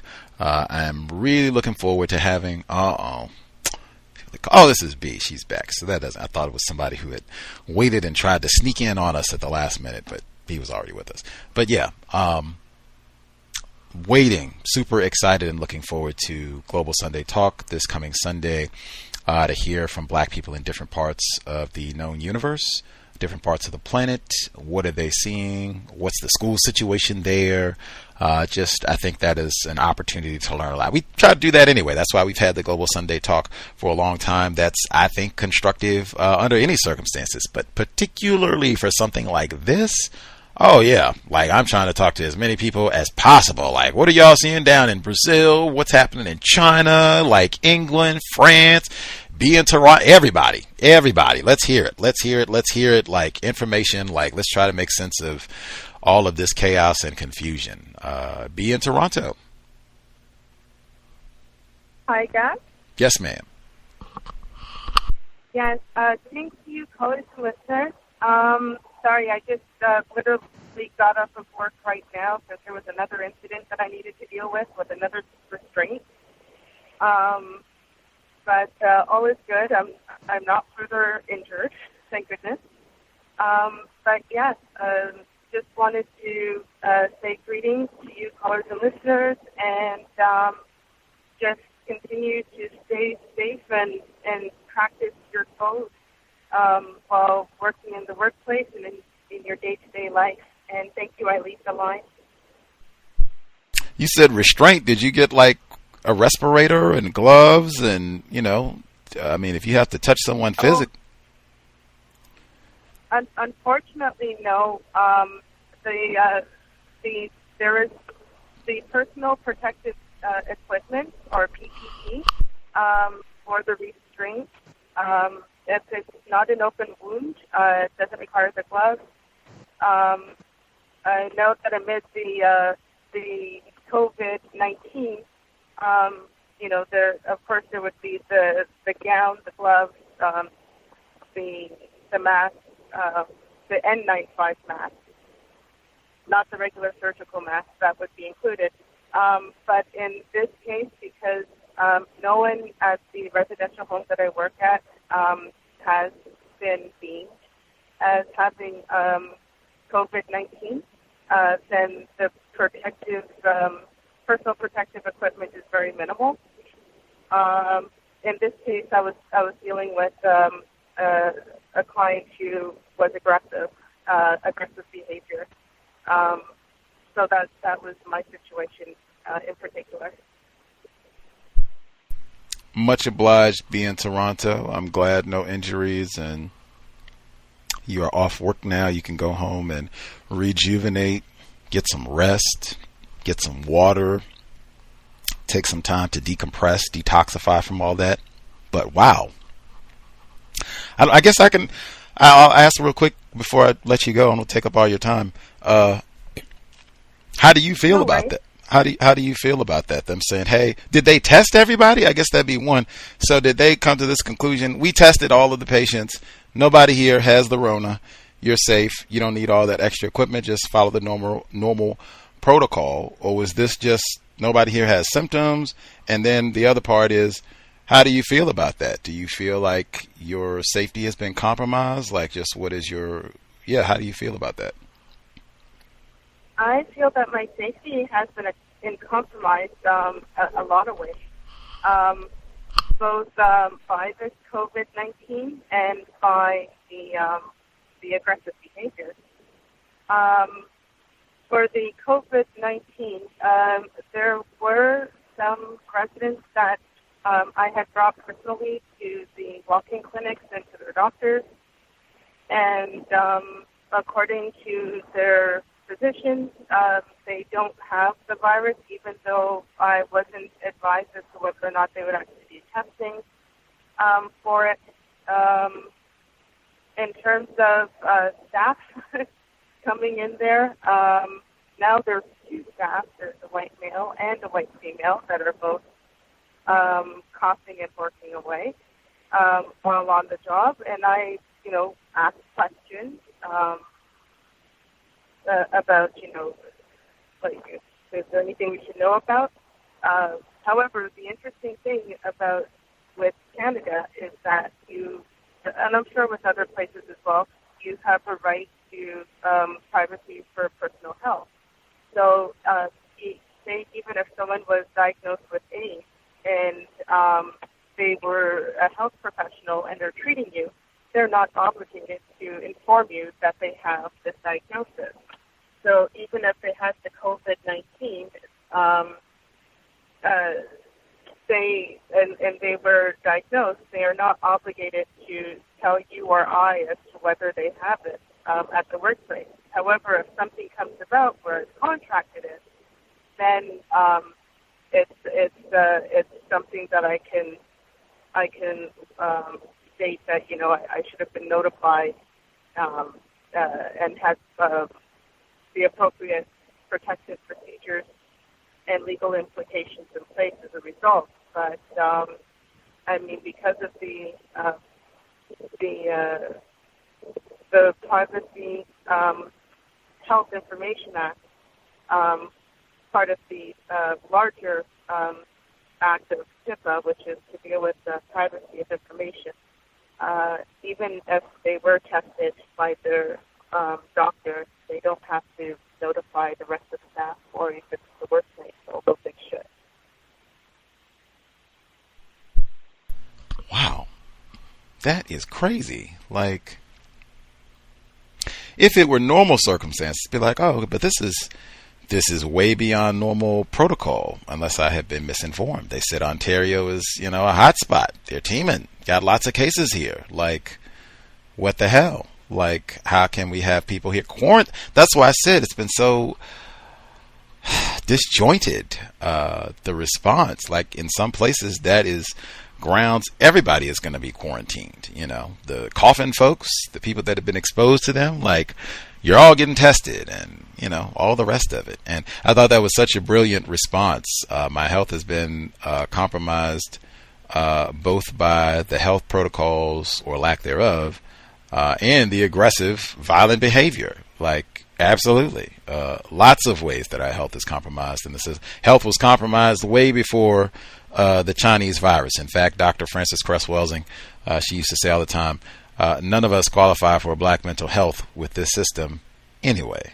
That has certainly been exacerbated this week. Will continue for the foreseeable future. Man, we missed out so much. What if we had Dr. Welsing for this week? Man, to have her medical expertise, third generation physician, that kind of help process, make sense of some of this. Man, enormous loss.